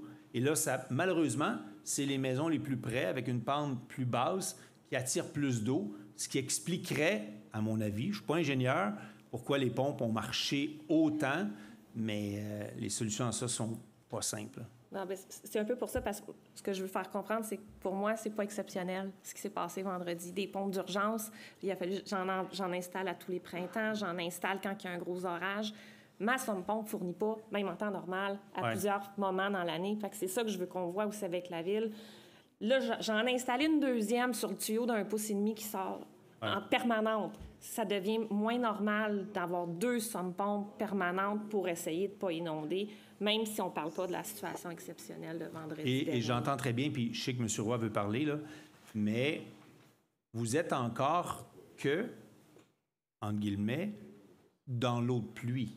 Oui, l'eau de pluie. Mais il y a des voisins de chez vous qu'on sait qui, à cause de l'eau de pluie qui s'est retrouvée dans les égouts, ont refoulé dans leur maison, mélangée avec l'eau d'égout. Oui, puis on n'est pas dans ce cas-là. Je fais partie de ceux-là. Fait que ça fait partie des complexités. Donc, vous êtes vraiment que dans l'eau de pluie. Juste dans l'eau, puis nous, c'est ça. Ma question, c'était vraiment, est-ce qu'il peut y avoir des choses qui peuvent être regardées du fait que... C'est parce que moi, c'est pas juste dans une situation exceptionnelle. Là. C'est plusieurs fois par année. Et là, M. Roy a le goût de parler depuis un certain temps. Je vais lui laisser la parole. Bien, c'est pas que j'ai le goût de parler. Il y a des questions plus difficiles que d'autres. Je peux vous confirmer, madame, ce soir, ça en est une question complexe. Parce que vous avez bien compris dans les explications de M. le maire, chacun des cas est une situation différente en soi. M. Danfous l'a dit lui-même, il a été inondé. Lui, c'est venu d'un refoulement. De votre cas, vous, ça semble être la somme-pompe qui ne fournit pas.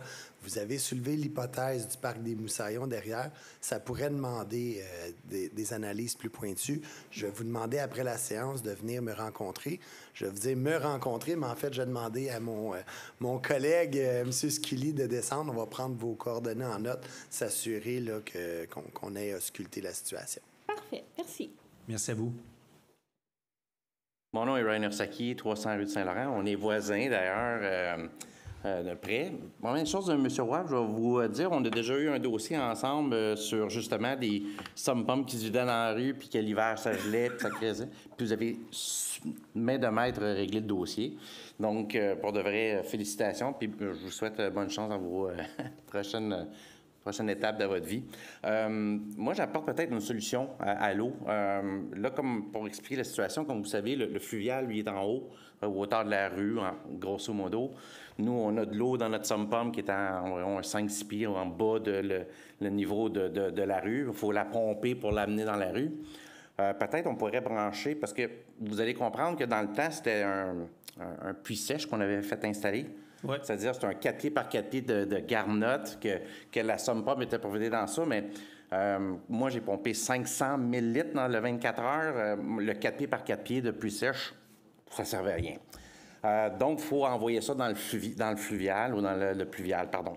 Peut-être on pourrait être brancher les somme-pompes direct, parce que là, qu'est-ce qui arrive, c'est qu'il y a le tiers du monde qui sont branchés dans les égouts. Il y a le tiers du monde qui sont branchés dans un puits sèche. Le tiers qui vont dans la rue, puis là, mes tiers ne marchent plus, là. Puis un tiers qui garage dans la rue, mais le problème de la rue, c'est l'hiver, ça gèle. Moi, je suis chanceux, j'ai le trou de canal juste en avant de moi, donc je jette dans la rue, dans le canal. Mais les autres voisins, eux autres qui n'ont pas de canal, mais ça fait l'hiver, 8 pouces de paire de glace. Puis là, j'imagine, on est juste 2 voisins qui garagent dans la rue. Si demain matin, tout le monde dit « Hey, il faut envoyer ça dans la rue », oublie le polydôme, là, ça va être la nouvelle patinoire du Québec, là. Donc, je veux juste dire que peut-être si on serait branché directement dans ce fluvial-là, notre pompe, donc on ne garage pas dans un puits sèche. Puis, oublie pas aussi, il y a plein de monde que leur pompe était défectueuse, parce que moi, j'avais appelé un voisin, puis j'avais dit « Écoute, on inonde, va checker ta pompe. » Puis il dit « Oups, ça fait combien d'années qu'elle ne marche plus? » Donc, vous allez comprendre que si le tiers, dans mon calcul du tiers, ne marche pas, le tiers qui va dans les égouts, le tiers qui va... bon, on a comme un peu, peut-être, on pourrait juste sensibiliser ou envoyer des inspecteurs, aller voir est-ce que tout est conforme. C'est un règlement de la ville. Moi, je ne suis pas gêné de le dire parce que je sais que je suis conforme. Bien, peut-être qu'il y a d'autres voisins qui vont être moins à l'aise, mais je pense que c'est une affaire de communauté, là. Ça me fait plaisir de pomper pour plusieurs personnes, mais à 500 000 litres, juste pour vous donner une référence, mon 64 mètres carrés de terrain que j'ai, 150 000 litres, c'est 80 000 litres qui auraient tombé. En pompant à 500 000 litres, j'ai pompé pour 7 ou 8 maisons. Donc, ça me fait plaisir de faire ma part. Peut-être pas 7-8 maisons, OK? Donc, je vais vous laisser, tout le monde. Merci beaucoup, puis bonne chance à tous les gens qui ont été sinistrés. Ce qui est intéressant dans votre explication, puis je comprends que c'est des commentaires sans vraiment une question précise, mais vous ajoutez des données qui expliquent à tout le monde la complexité de la situation. Puis, même si l'idée, à la base, elle est très intéressante, mais de penser connecter le tuyau des pompes résidentielles à l'égout pluvial, juste ça, là, c'est des travaux qui sont passablement importants. T'sais, le tuyau n'est pas en surface, là. Il est moins profond que les égouts, mais il est assez profond. Donc, ça peut être des gros travaux. Je ne dis pas que l'idée est mauvaise. Je dis juste qu'il faut approfondir le questionnement. Je sais qu'on est dans le même bateau, là. Ah, on est littéralement. Ouais. Merci, bonne soirée. Merci. Bonsoir. Stephen Reese Christensen, chemin de la Butte au Renard. Salut, M. Christensen. Question très courte, c'est comme une suivi de ma dernière visite avec Richard Duff. Au nom de tous les résidents du chemin de la Butte au Renard, j'aimerais savoir où on est rendu dans notre demande de retrait de statut de transit sur notre rue. Oui. En fait, la dernière fois où vous êtes venu, c'était la dernière réunion du conseil, qui était le conseil de juillet. Oui. Et là, on s'est retrouvé à 5 semaines consécutives où le conseil ne s'est pas rencontré. Sauf que on s'attendait à ce que vous puissiez venir parce qu'on se revoit aujourd'hui. Depuis la dernière fois, on n'a pas eu de rencontre entre nous. Mais malgré ça, le conseil a discuté de votre situation parce qu'on présumait, on a déjà convenu qu'on est d'accord pour retirer le transit sur votre tronçon. Mais vous devez juste comprendre que ça ne se fait pas dans un claquement de doigts. Le directeur général quittant, on a encore beaucoup de dossiers, mais vous reviendrez à tous les mois, on vous dira où on est rendu dans les étapes, mais le conseil, de façon unanime, a entériné l'orientation qui sera donnée au nouveau directeur général par intérim pour retirer le transit sur votre rue. C'est une bonne nouvelle. Oui. Mais si possible, je ne veux pas revenir à tous les mois. Non, je comprends. Sauf que au niveau de la procédure, en fait, M. Roy, je peux peut-être juste vous demander, tu sais, même si on accélère le plus rapidement possible, ça représente quoi comme délai légaux? Bien, l'équipe a travaillé là-dessus. C'est une modification réglementaire. Donc, par la suite, M. Reese Christensen, l'équipe pourra présenter ça entre 2 séances publiques au Conseil, présenter le projet de règlement. Par la suite, ça va être une amorce, un lancement de modification réglementaire lors d'une prochaine séance publique. Maintenant, est-ce que l'équipe peut déposer ça pour la séance du mois de septembre ou ça va aller en octobre? Je ne peux plus prendre d'engagement au nom de l'équipe, donc ça va être... C'est juste que c'est pour tous les résidents de la rue, pas moi, pas juste moi. Non, mais ça, on avait très, très bien compris. Mais on est d'accord sur le principe. Merci. Merci à vous. Bonjour, Marie-Ève Dulude. Salut, Mme Dulude. Donc, petite question. Je sais que là, il y a un rush d'inondation dans la ville et j'en suis désolée pour tout le monde. Si en campagne, on a failli être inondé, je veux même pas croire qu'est-ce que ça a été en ville. Là, je me demandais, il y a une maison qui est la propriété de la ville, qui est ma voisine, qui est inondée depuis 1 an. Vous le savez. J'étais venue ici. Votre conseiller avait pris note. Vous avez envoyé vos employés. Les employés sont arrivés. Ils ont voulu commencer à sortir les pompes pour pomper la maison, qui était inondée de 4 pieds, que vous avez été avisé par moi, qui a été avisé par la police, bon, bref. Et là, ben, ils ont reçu un call, un cue au micro disant « Ah non, remballez tout, on pompe pas. On fait juste fermer le bonhomme d'eau. » Super, il n'y a plus d'autres eau qui rentrent théoriquement. Mais là, je veux juste dire que, tu sais, les sommes-pompes en campagne, si tu as un sous-sol, c'est absolument nécessaire. Donc, malgré des fossés de 4 à 5, qui peuvent aller jusqu'à 4-5 pieds d'agriculteurs, de profond, tout le tour de la résidence et tout, je veux dire, c'est monté au niveau de la résidence que j'ai jamais vu. Ma résidence est surélevée, mais c'est parce que j'ai un lac à grenouilles à côté de chez moi, là. Ça fait, en 15 ans, j'ai jamais vu ça, là. Le fossé est bloqué parce que l'inondation... je veux dire, la somme-pompe à côté, elle ne fonctionne plus. Vous l'avez débranchée, là. La Ville a demandé à ce que la maison soit débranchée de l'électricité. Il y a eu une inondation. J'en ai fait part. Vous avez refusé, là, je refais le fil, là. Vous avez refusé, la Ville ou les employés municipaux, de pomper. Mais là, l'inondation était toujours là. En ce moment, ça doit être le double. Ça doit refouler, je ne peux pas croire, parce que j'ai jamais eu autant d'eau dans le fossé.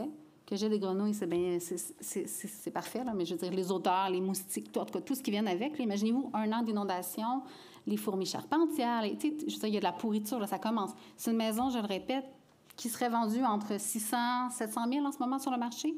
La maison est droite, là. Bâtie des mains d'un ébéniste, en tout cas, bref, d'un artisan, d'un homme qui savait faire. OK, je vais dire ça comme ça. Cette maison-là vaut beaucoup. C'est la Ville qui l'entretient. Mais il y a des choses bizarres qui se passent, là. Est-ce que c'est normal? Là, ma question, c'est... En ce moment, il y a un employé qui se pointe. C'est un, je ne veux pas faire peur à personne, mais il y en a un. Puis dès qu'il y a des résidents de ma résidence qui sortent, en l'occurrence moi, il se pousse. Il arrive avant le début du chiffre des employés municipaux. Toujours le même. Puis... En tout cas, il y a comme plein de choses spéciales. Je trouve ça un petit peu étrange que dès qu'il voit un voisin, il s'en aille avec le camion de la Ville. C'est dommage parce que tous les employés, à 99,99 %, je veux dire, je suis super et méga satisfaite de leur travail. Je trouve qu'ils donnent je veux dire, c'est des gens qui ont le cœur à bonne place et qui travaillent super bien. Mais dans ce cas-là, je trouve ça un peu dommage. Et c'est cette même personne-là qui dirigeait, qui était sur place, en tout cas, pour diriger les travaux d'entretien. Donc, du gazon, la coupe de gazon, tout ça, là, parce que c'est infernal. Je veux dire, j'ai essayé de le faire moi-même parce que ça avait l'air fou, puis on a failli briser notre matériel parce que ça m'allait aux hanches, là. Je veux dire, c'est un champ de foin, là, mais c'est une résidence qui vous appartient. Fait que là, nous, on paie des taxes. Normalement, la Ville entretient, mais là, il y a plein de choses que je ne comprends pas, là. Il y a beaucoup de volets à ma question, puis ma question, c'est... Je vais y aller à ma question. Ouais, je sais, je le sens, là. Ouais. Comment ça se fait qu'il y a 9 employés qui débarquent pour faire l'entretien et qui repartent, puis que j'ai encore des croquis plus hauts que moi, là. Puis qui font pas les fossés, puis qui font pas... Tu sais, je veux dire, là, il y a un bout à tout, là, d'avoir l'air du... Fait que, il y a un des employés qui doit pas bien travailler, là, parce que, je veux dire, le corps, il y a quelque chose qui se fait pas bien. Fait que ça, j'aimerais savoir un suivi là-dessus. En fait, j'ai bien entendu c'est un peu inquiétant. La personne n'est pas tout sourire, là. Je veux juste vous le dire, là. Puis, pourquoi vous faites pas les travaux? Là, nous, les citoyens, on paye des taxes, on paye des services. Vous faites l'acquisition de biens, d'immeubles, meubles, terrains, bâtiments. On parle d'un terrain de 25 000 pieds carrés. Là, je ne comprends pas pourquoi vous la laissez pourrir. Vous êtes au courant qu'elle est inondée, là. Je vais répondre, Mme Dulude, à vos questions. Ben, en fait, la première, pourquoi il y a autant d'eau? Bien, je pense qu'on en a parlé depuis le début de la rencontre à 8 heures. Non, ça fait 1 an, là. Non, mais je ne parle pas de la maison. Je parle des alentours, les fossés pleins avec les inondations. Malheureusement, puis les pluies diluviennes, les terres sont gorgées d'eau, puis pas juste les résidences, les terres agricoles aussi sont gorgées d'eau. Fait que ça se remplit, puis il faut laisser le temps s'assécher pour que ça s'affaisse, malheureusement. Par contre, votre question sur l'eau dans le sous-sol de la maison, honnêtement, je suis obligé de m'adresser à M. Roy, puis l'entretien du terrain, moi, je ne le savais pas. Puis d'apprendre que des employés quitteraient parce qu'ils vous voient sortir, je comprends. À 3 reprises dans la même avant-midi, c'est quand même spécial. Mais je vous ai entendu. Je comprends pas pourquoi. Je vais demander à M. Roy, puis quelles sont les réponses à ça. Moi, je les ai pas. Non, mais moi, c'est sûr que j'ai pas de réponse à savoir. Il va falloir que j'enquête sur les allégations que vous soulevez. Donc, je vais transmettre le dossier. Films et vidéos et tout à l'appui. Merci. Puis, je voudrais savoir quand est-ce que vous allez vider l'inondation d'un bien qui est vôtre, mais qui est... Je veux dire, ça nous appartient en tant que citoyens, là. Non, la Ville a dépensé à peu près 1 million pour cette résidence-là. Mais ça fait partie, justement, des questions... C'est pas la même chose, là. Bien, en fait, l'enquête que M. Roy, parce qu'il n'a pas les réponses, que ce soit l'entretien, que ce soit le pompage du sous-sol, ça fait toute partie du même préambule que vous avez fait. Fait qu'on aura les réponses plus précises à tout ça. s'il faut intervenir rapidement, bien, on le fera à travers les urgences qu'on a aujourd'hui. Mais vous aurez les réponses à tout ça. Parfait, merci. Merci, Mme Dulude. Bonsoir, Manon Provençal. Concernant le projet des berges, j'aimerais savoir, c'est parce que Mme Liu a eu l'amabilité de m'envoyer les copies du projet. Est-ce que ça se peut que la zone H490 déborde un peu dans la P485? Là, je suis obligé de vous dire qu'avec les numéros, je ne connais pas tous les projet, lots par cœur. Les anciens ateliers municipaux. Oui. La H490. Oui. Il y a le 485 qui est P485 qui fait le tour. Qui est Parc, le PC Parc, oui. C'est ça. Oui. Selon les graphiques, je comprends que ça a été minimisé. C'est peut-être juste l'effet d'avoir minimisé ça semble déborder un petit peu dans la zone P485. Bien, en fait, là, je comprends mieux la question.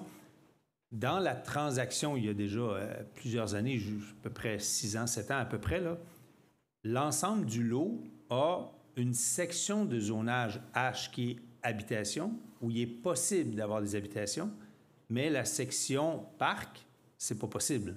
Donc, c'est juste de l'aménagement paysager qu'il y aura autour du bâti, mais je comprends qu'il y a une section parce que le terrain va, de mémoire, jusqu'au milieu de la rivière.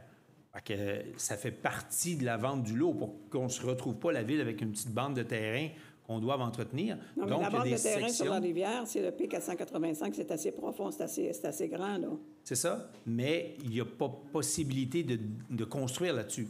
Ça reste zonage parc, qui n'est plus la propriété. Si vous regardez le niveau 0, qui est le stationnement souterrain, quand on regarde les aménagements autour, on est très près des lignes de construction. Parce que le stationnement souterrain va couvrir au complet l'ensemble du terrain. Pas juste les bâtiments. Près, je suis d'accord, mais pas en dehors de la ligne de permission de construction.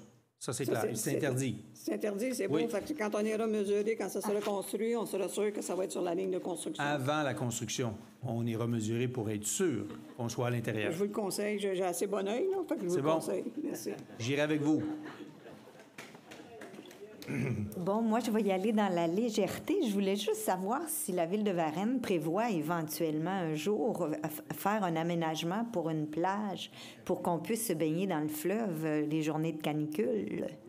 En fait, la question est bonne, mais il y a oui et non, dans le sens que vous allez voir dans la relève, je vous invite à la lire parce qu'on parle du plan directeur qui a été demandé par le Conseil suite à un sondage qu'on a fait auprès de la population face à plein de questions du parc de la commune et le fleuron varennois. À l'intérieur de ça, il y a un projet de parc-plage, mais il ne va pas jusqu'au fleuve parce qu'on ne peut pas construire jusqu'au fleuve. Il y a des zones protégées.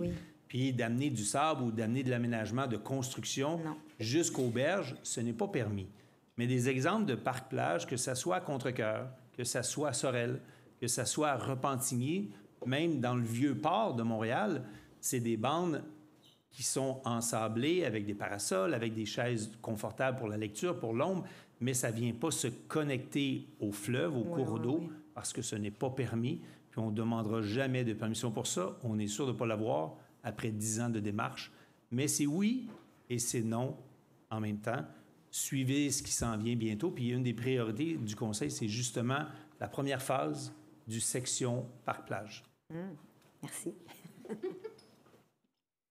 Je vais vous laisser la dernière question. Il est 21h35. C'était le temps limite que nous avions. Je vous laisse votre question. C'est bon. Comme la dernière fois, il faut que je donne une petite intro à ma question pour le mettre en contexte. Petite? Oui, petite. Allons-y.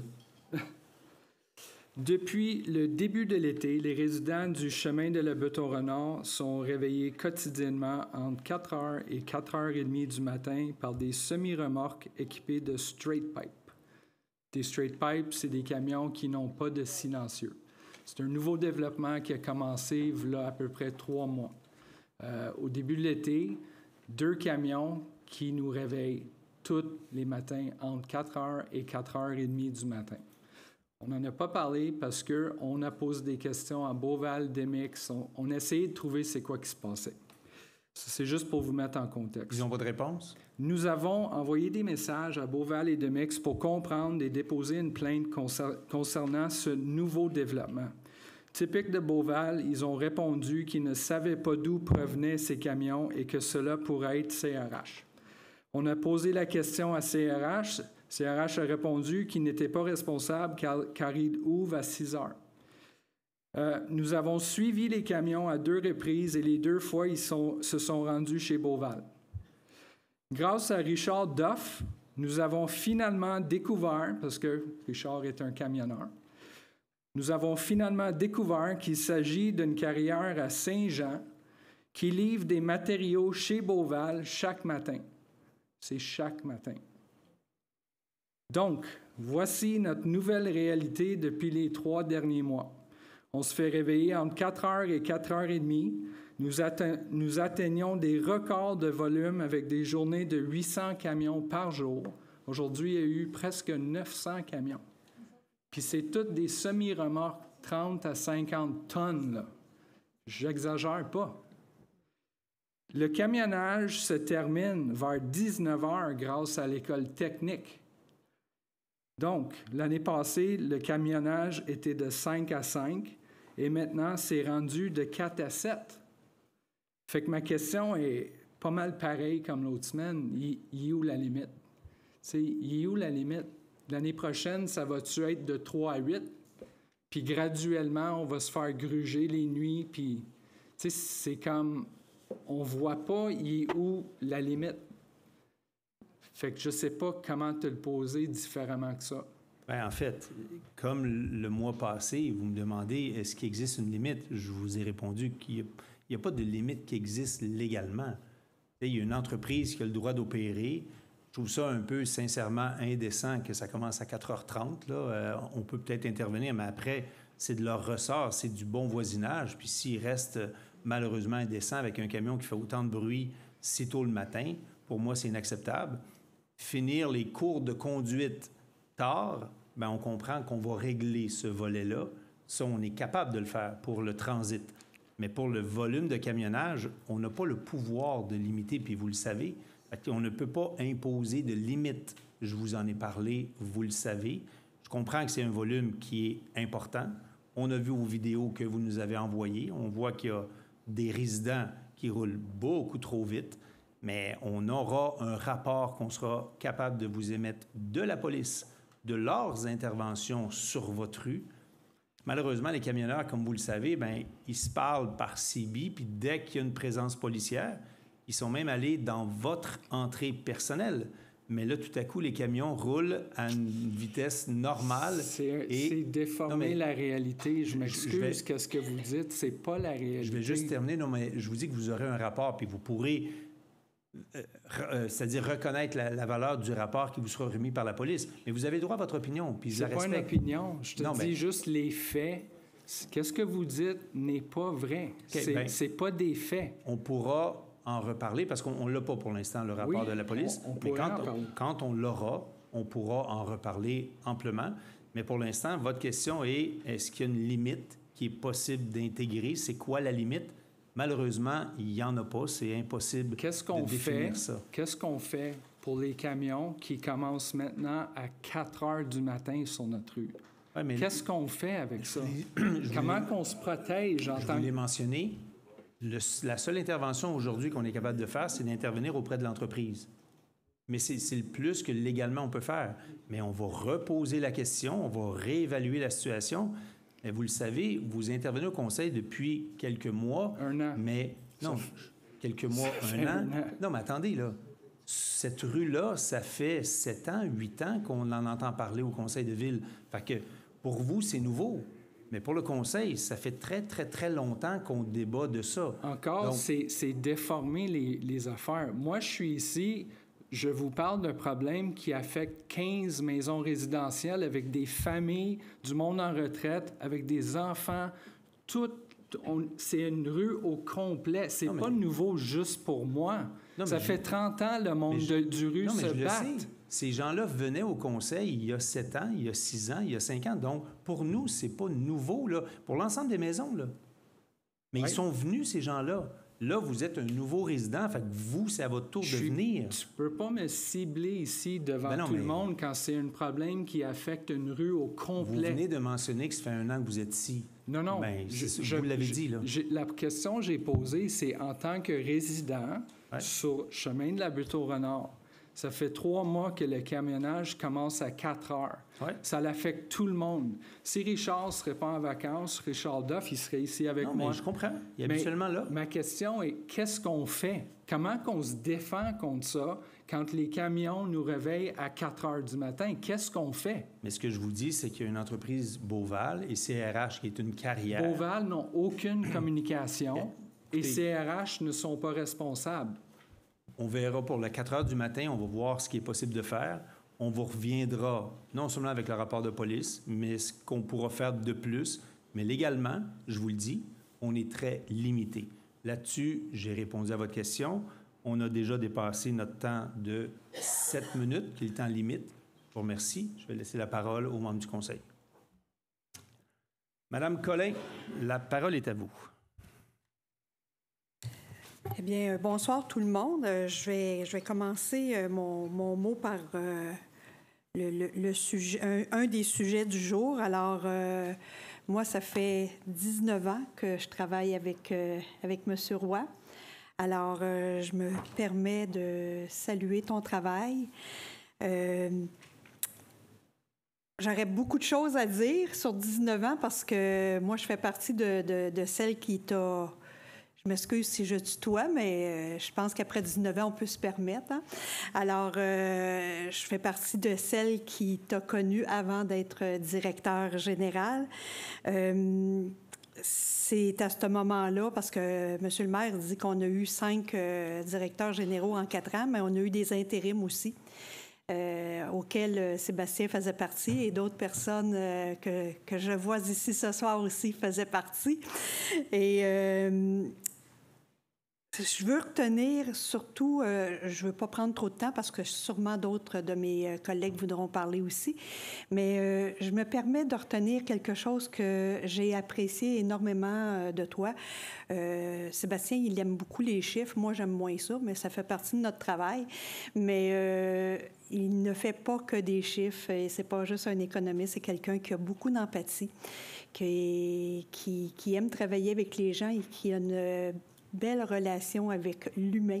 Alors, moi, pour être sur le comité du PAPH, bien, souvent, j'ai eu à travailler directement avec Sébastien sur certains dossiers et il y avait toujours une très belle ouverture, ce qui m'a beaucoup aidé au niveau du conseil dans les premières années.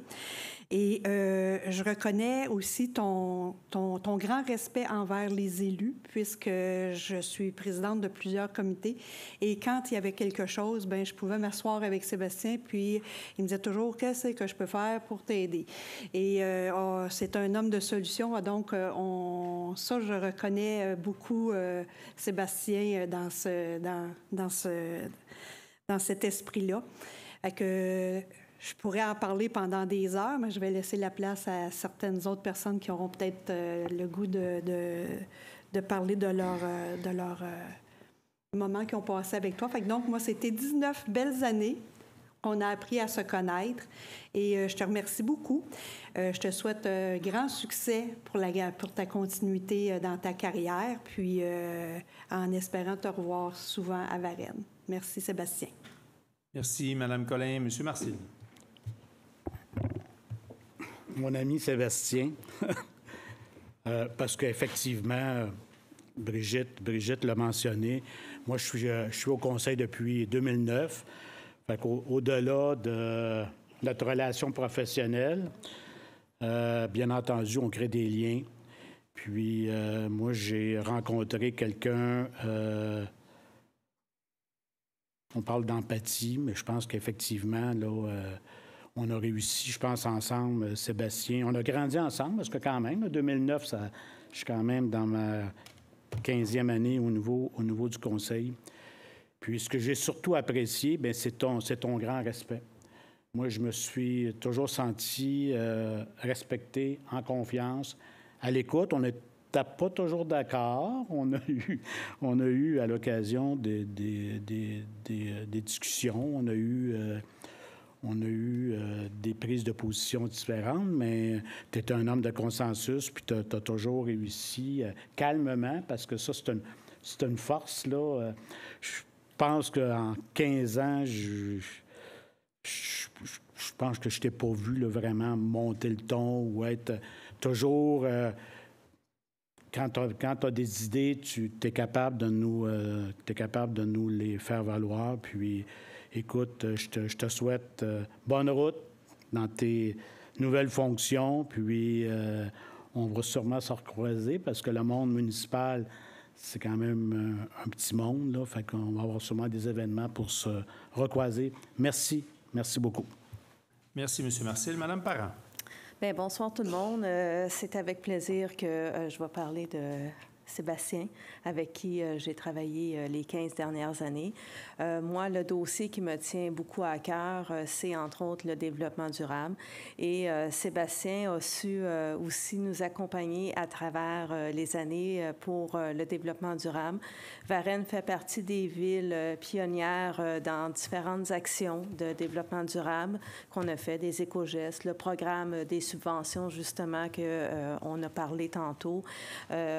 Sébastien, on nous a suggéré d'être membre de la FCM et de profiter du Fonds vert. Et on a travaillé beaucoup dans ce sens-là. On a beaucoup de projets qu'on a pu réaliser avec des belles grandes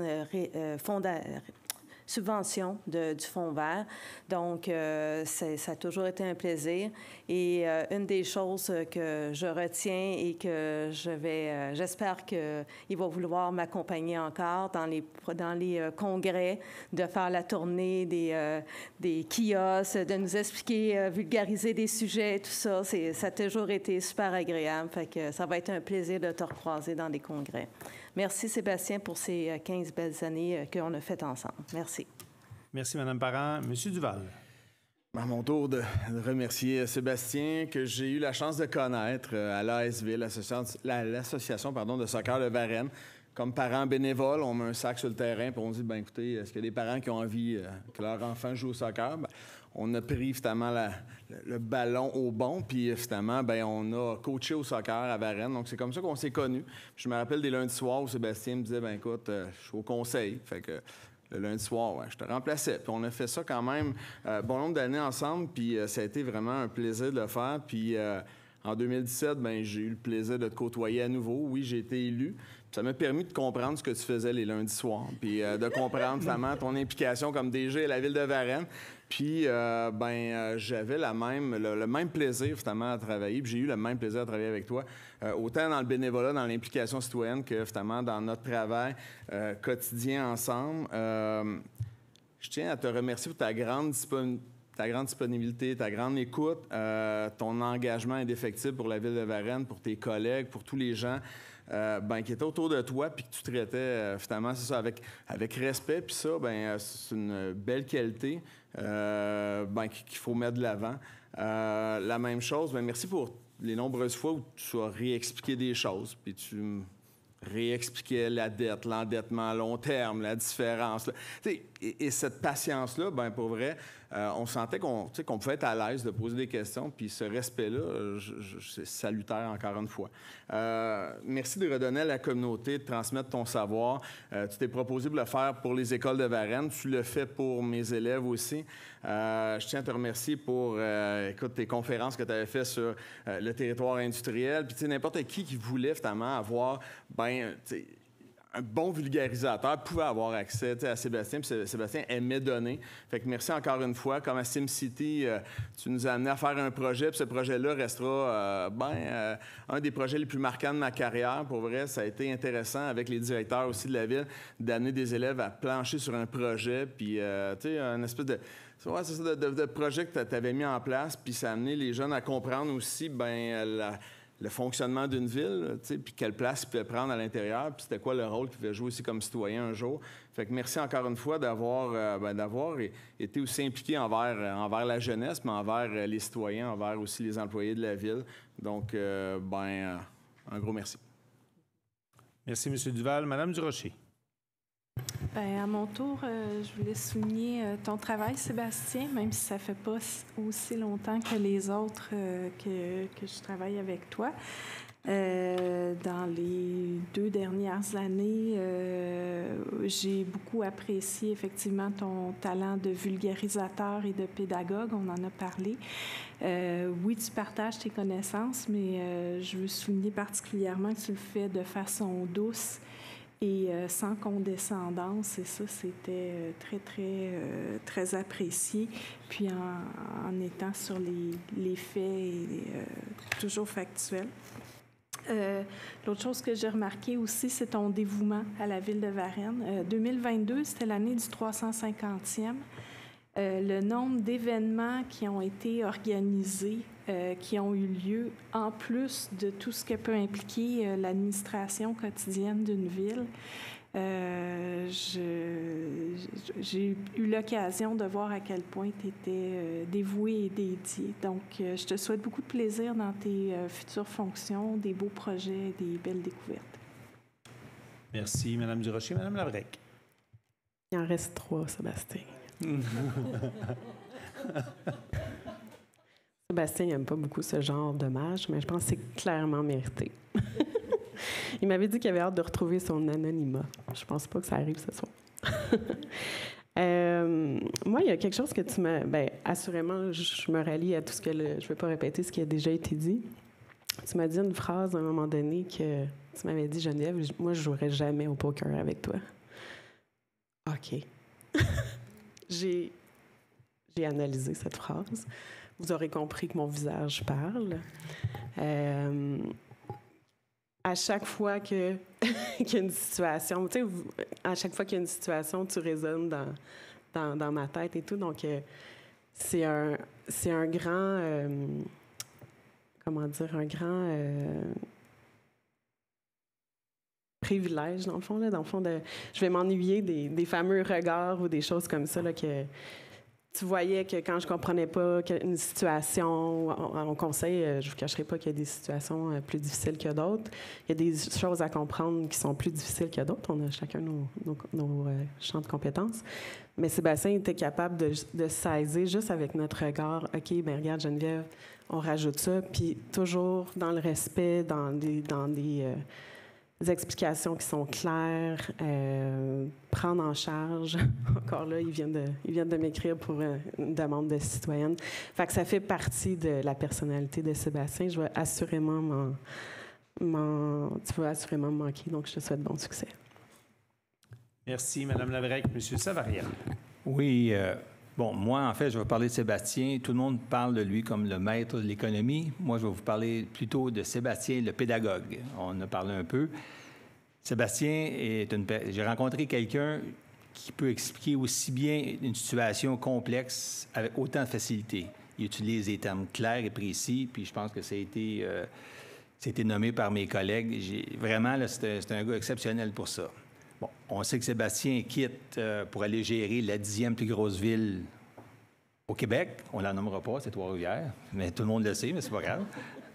Puis ensuite, Sébastien, je souhaite d'aller descendre la 5e, la 4e. Tu pourras aller, excepté à Montréal, non, pas à Montréal. Excepté Montréal, mais tu peux faire toutes les autres. Puis je suis persuadé que tu as le talent pour le faire. En fait, une chose qui est sûre, puis ça fait longtemps que je le pense, Sébastien, à un moment donné, va se rendre, il va être un professeur à l'université, c'est sûr et certain. Dans un avenir approché, Sébastien va devenir, il a des capacités pour devenir un excellent professeur, pour partager tes expériences, tes connaissances acquises dans le monde municipal. Je suis persuadé que tes élèves vont t'adorer comme nous, on t'a apprécié. En fait, j'ai travaillé avec toi pendant 11 ans. Ça va faire 11 ans. J'ai appris beaucoup de toi en te côtoyant. J'aimerais terminer avec une phrase que tu disais souvent. Puis ça, je l'ai gardée. Tu disais tout le temps, parfois on est bon, parfois on est chanceux. Puis moi, je pense que tu as été souvent, pas mal plus souvent, bon que chanceux. Fait que là-dessus, je te souhaite bonne chance dans le futur. Merci. Merci, M. Savaria. M. Fortier. Oui, bonsoir tout le monde. Pas évident de passer en dernier. Bien, première chose, je veux parler des Varennois, avec l'inondation qu'on a eue, les pluies qu'on a eues. Moi, il y a quelque chose qui ressort de ça. Moi, j'en reviens pas. Ça fait 23 ans que j'étais à Varennes. Puis c'est. Bon, le côté résilient des Varennois, on le voit. Des gens ce soir, inondés ou pas. Puis la gentillesse des gens, il n'y a pas eu de panique. Il y a eu un calme relatif. Moi, ça m'impressionne parce que des fois, je suis assez émotif dans la vie, puis j'ai été chanceux. Moi, j'ai eu juste besoin de passer un coup de mop chez nous un petit peu. J'ai pas été inondé, mais j'aurais peut-être eu tendance à paniquer. Mais les gens, là, c'est impressionnant, la résilience des Varennois. Puis je tenais à le souligner. T'sais, les gens ici se présentent au micro. En très, très, très grande majorité, je vois des gens, il y a même des choses constructives, respectueuses. Fait qu'on le voit ici. Fait que c'est pareil dans tous les quartiers de Varennes. Fait que je voulais le dire. Concernant Sébastien, ça fait 3 ans que je suis là. Puis Sébastien m'a marqué. Les autres sont témoins. Là. J'avoue que j'ai été ému quand il a confirmé qu'il s'en allait. C'est venu me chercher. Tu sais, on parlait de son côté vulgarisateur. Ce gars-là était capable de parler. C'est un économiste de formation. Il était capable de parler d'économie, comme il disait. Puis c'était facile. Je le compare. Pas sa vie privée, là, mais je le compare. Quand j'écoutais le président Clinton parler à l'époque. Non, mais il parlait. On s'entend, mais. Non, mais Clinton avait cette faculté de parler d'économie, l'économie américaine, puis il rendait ça intéressant. C'est un pédagogue incroyable. Puis là-dessus, Sébastien, j'ai juste donné une figure de style, mais il était vraiment bon au niveau des chiffres. Je suivais une formation, ma première année, avec l'UMQ. On devait être 40. On devait être 40 là-dessus. Il y avait le maire de Lévis, il y avait des conseillers municipaux, des maires, tu sais. Puis le gars qui donnait la formation, c'est un prof d'Université de Montréal, d'économie, si je me rappelle bien. Puis il fallait se présenter. Fait que Guillaume Fortier, conseiller Ville de Varennes. Le gars, il dit, j'arrête tout. Je vais ouvrir une parenthèse. Il dit, vous autres, vous avez un maudit bon DG à Varennes. Il dit, c'est un de mes anciens étudiants. Il dit, c'est un top. Fait que c'est juste pour vous dire comment que c'est une grosse perte. Fait que, mais on n'a pas le choix, il faut avancer. Fait que bonne soirée à tout le monde. Merci, Guillaume. Écoutez, traditionnellement, vous le savez, j'ai le privilège d'avoir le mot de clôture aux séances du Conseil de ville. Pour la première fois en 15 ans, j'ai proposé à M. Roy, Sébastien, de le faire à ma place. Donc, Sébastien, la parole est à toi. Bien, je pense que je vais être bref, là, Martin. J'ai reçu une belle dose d'amour, puis je l'apprécie.